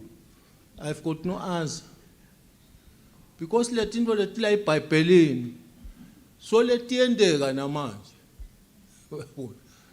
Now usuthi kwenteka nje something njengalokhu nje lesikiko le now ufunza iBhayibheli labafundisi labafundisa iBhayibheli utawukhanza ukuthi uyafunza amavesi ukuthi verse bani uvuma ukuthi sesikunasikhathi nasi. Ngithi ke bekunene naye inkinga lesinayo lamhlabeni uma singafunza nje ukuthi ngathini kubeketelelana ngoba kude umuntu ongcono kunalomunye siyafanana sonke but nasingabeketelelani ngilo ufuna kusholela kakushoko ngilele sikwenta labantwana nje nyalo ukuthi sesibafaka kulo dlambedlu nalo lwale ntuthuko emhlaba dawusho njalo phinze bese siyakhala ukuthi ungamgadza njani umntwana sengicela nje make kancane ukuthi uyabona le ensimini eEden wathi uNkulunkulu kuAdam waqala wakha yena na ufunza le history wagcina sakha nalo make but nakakha lo make wamlalisa Adam wavuka kanza sebababili wasuyabalayela ukuthi lesihlahla lesibangasihle manje lesihlahla sisathi so siyasifuna so lesihlahla lesi singadliwa sikuliphi live ukhona lo ngangitshela sikuphi lesihlahla sinkulunkulu singadliwa yeah manje ke asisadi manje ngisho ukuthi ke sisinebulukhuni bekunene lamhlabeni asati ukuthi sidakwenda njani kufaka le ntuthuko lesesikiyo nalobungethi ngoba kakhulu nasilahla lobungethi sidaba nenkinga sitagcina sima puppet. Thank you sir.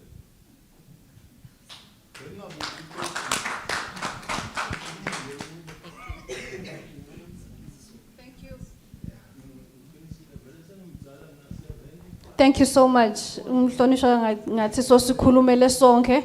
In the interest of time ngicela kumikisa ku program director.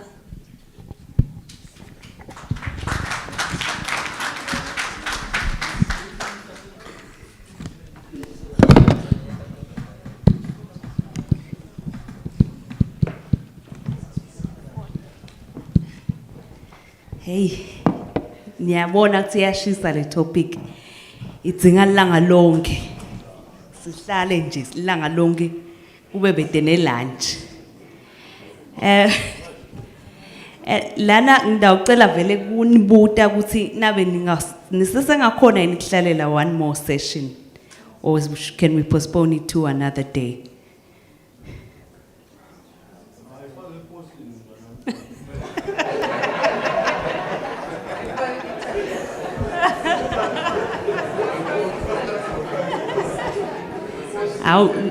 Uzokhulumile umhlonishwa masilela sesidaweni njalo sidayifaka ephosini. The last session was addressing advanced technologies including AI, robotics, 4AR and fintech. However, in the interest of time, we shall invite you to another session whereby we will discuss further. Ngithanda nje kubonga timbunga stakeholders for staying and up until the end of the program. We do not take this for granted. Kukhulu kakhulu kithi impela nje ngicela nitishayele tandla.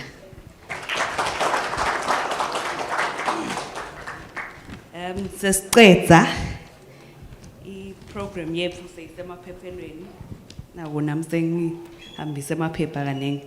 I would just like to thank the organizers of the program, this amazing program, for us to discuss such pertinent issues. And also the winds of change are here. Change is inevitable. We must just have a certain level of preparedness from our end. Have a growth mindset and be willing to move and also roll with the punches. Sifunze, sichubeke, njengoba shithi umhlonishwa, include everyone. Bude lo ngcono nalomunye sibeketelelane, sifundzisane, kona speaker lesishito ukuthi nawe uliphayisa. Wherever you are with what you have, you can be the change that we need to see. From me, your host, Umconzisi, we program ni Danishia Patanginshiya Nodva. Ni Danishia na Mr. Mlidzi Habagan, who is the chairperson of the Eswatini Internet Governance Multi-Stakeholder Committee, the organizers who put this program together. Sibonga kakhulu siyasingababonga bo-organizer kani mkhulu lo msebenzi. Nginibonge nani for being such an amazing audience. But ngicela nibo wathi simakuphumelela ijazi leli lo msebenzi usuke amkhulu. So next time mani ngibona ngigcoke lona nathi ukuthi hayi ngimatima khulu lokwendekako. Thank you so much, and please give yourselves another round of applause. You've been an amazing audience. Thank you. Thank you very much, Program Director. Oh, ladies and gentlemen, it's a terrible thing to come in between a person and their food, especially at lunchtime. But for the next 30 minutes, allow me to speak. Okay. So, ladies and gentlemen, dignitaries, captains of industry, stakeholders, all protocol observed, I greet you all. My name is Mlidzi Habangan, and finally, I've met him. There's a gentleman here who everyone has confused me for, Mlidzi. I am Mlidzi. I am not a police officer. I have no handcuffs, not even the fluffy ones. So my name is Mlidzi. Me, like you and me, Lee, like Bruce Lee, and you just have to remember Z, Mlidzi. Say it with me. Okay, thank you.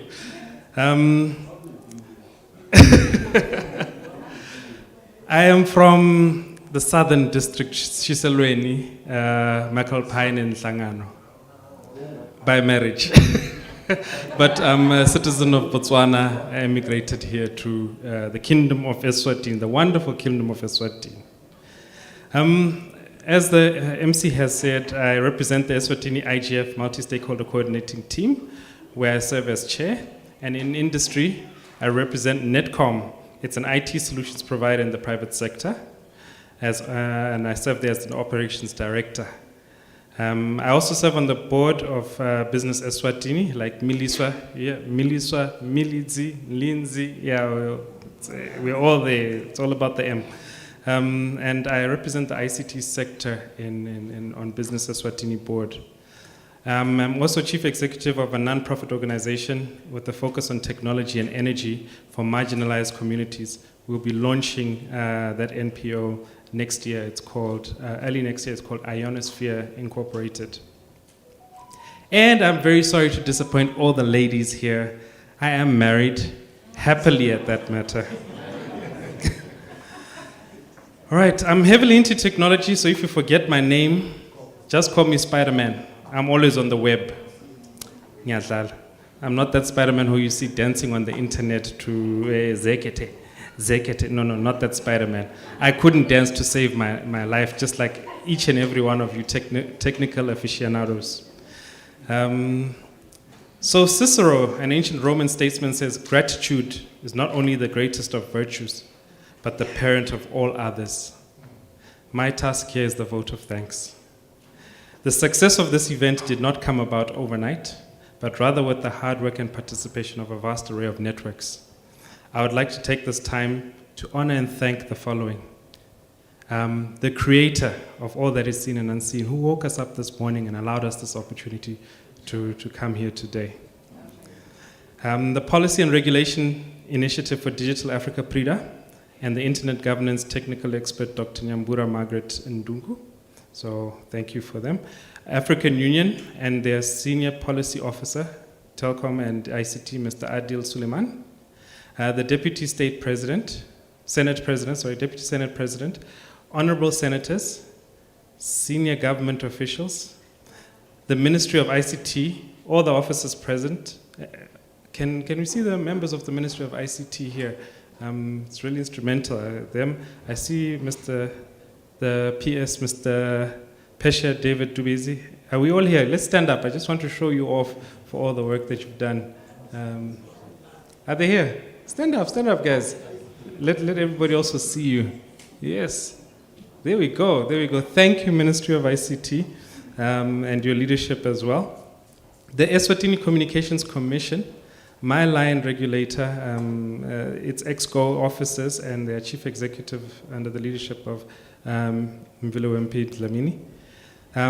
Eswatini Revenue Services representatives, UNDP representatives, World Bank representatives, Central Bank of Eswatini and banking sector representatives, our esteemed sponsors and partners, representatives from telecommunications organizations, representatives of social, faith-based and economic organizations, Business Eswatini, UNESWA and representatives of education and academia, Royal Eswatini Police Service, distinguished panelists and moderators, our Eswatini Internet Governance Forum Multi-Stakeholder Committee and team, our Eswatini IGF Secretariat, comprising of Sakile Dlamini and Nokchula Slope, who have monumentally assisted me in my role in the IGF directly. I'm new to this, and I really got a lot of support from the Secretariat.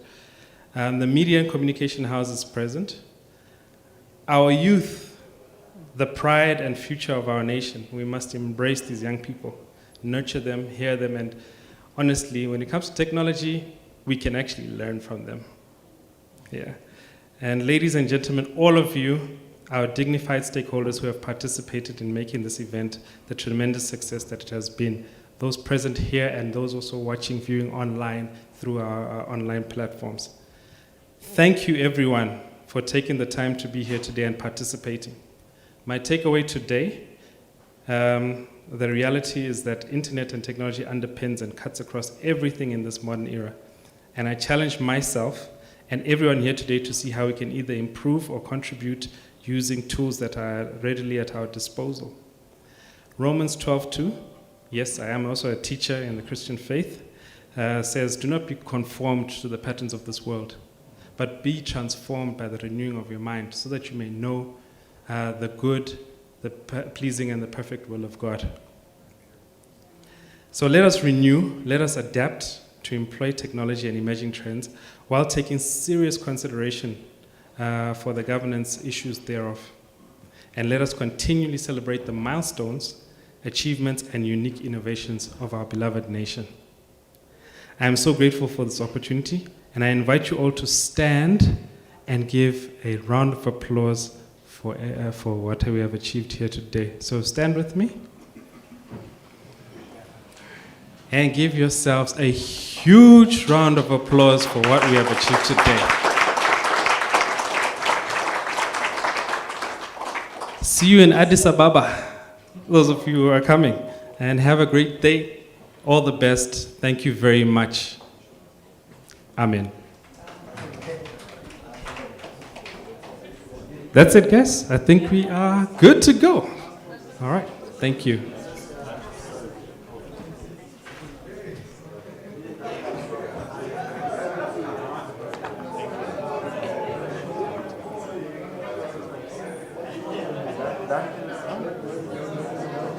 Lunch is served. Ngale. Sit down. Yes,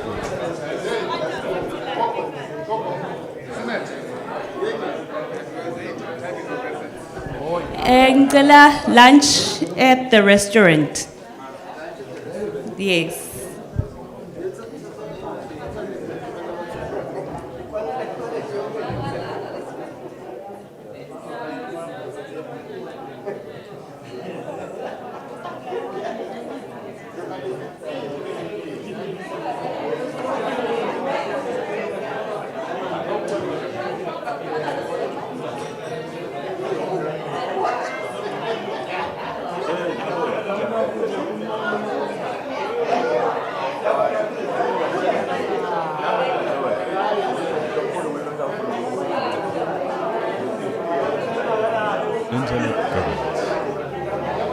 The internet, the global network of networks that changed our lives. It has become embedded in every aspect of our day-to-day lives, such that a few of us recall what life was like without it. The internet has opened a new world for many of us and improved the quality of our lives. It is supporting many political, economic, educational, and other objectives, thus making it essential in almost everything we do, be it at home, at school, or at work. It is key in enhancing the free flow of information and ideas around the world. As a result, its access has become a priority. Despite its revolutionary impact, the internet is at a critical point in its development because its rapid growth presents a variety of challenges. Its growing pervasiveness has placed increasing strain on its governance.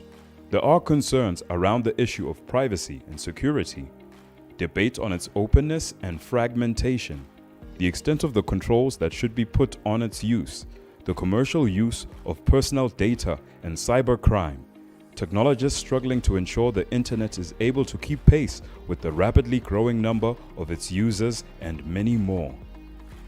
However, its global nature has made its regulation very complex and challenging. It being decentralized means that there is a complex web of distributed internet governance bodies, IGBs, with distinct purviews and different operating procedures that coordinate the various international standards that enable it to operate as a truly global network. But what exactly is internet governance, and which players are involved in the governance of the internet? Internet governance is the development and application by governments, the private sector, and civil society in their respective roles of shared principles, norms, rules, decision-making procedures, and programs that shape the evolution and use of the internet. Several stakeholders are involved in the governance of the internet. Thus, the multi-stakeholder governance (MSG) approach, which provides a platform for policy dialogue where all stakeholders take part on an equal footing.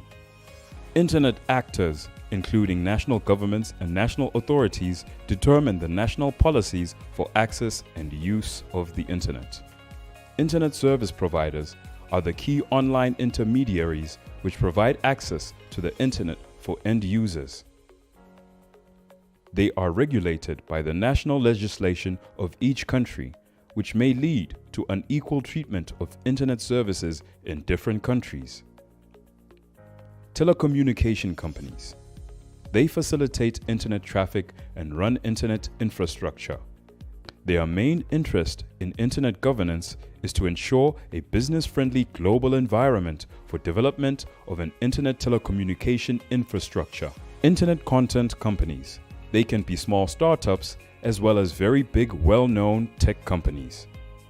Their core business models can be affected by changes in internet governance, for instance, arrangement related to data protection and privacy, cybersecurity, and net neutrality. The technical community. These include institutions and individuals who have developed and promoted the internet since its inception. They created the internet based on principles of sharing resources, open access, and opposition to government involvement in internet regulation. Domain name companies. These include registrars and registries who sell internet domain names, for example .com and .net. They have also been involved in the broader internet governance policy process with the main objective of reducing the risk of potential takeover of ICANN's role by intergovernmental organization. Civil society has been the most vocal and active promoter of multi-stakeholder to internet governance. Just as many countries, the government of Eswatini annually hosts an event that brings together all these stakeholders together to a meeting where open and inclusive policy issues relating to internet governance are discussed. These may include the internet sustainability, robustness, security stability, and development. This year's Internet Governance Forum theme is a resilient internet for a shared, sustainable, and common future. Given that the internet plays a critical role in society today and our everyday activities, resilience of the network has become more important than ever. A resilient internet connection is one that will maintain an acceptable level of service in the face of faults and challenges to normal operation. It is therefore important that as stakeholders of the governance of internet, during this forum, we formulate policies and strategies that will ensure the requisite infrastructure is in place, performance is seamless, adequate security controls are in place, and a market-ready internet for Eswatini. With working together, we will be able to provide end users in Eswatini with seamless and reliable access to internet services. The 2022 Eswatini Internet Governance Forum is brought to you by the Ministry of Information, Communication and Technology in partnership with Eswatini Communications Commission, Eswatini Internet Governance Forum, PRIDA, the African Union, European Union, and Congo.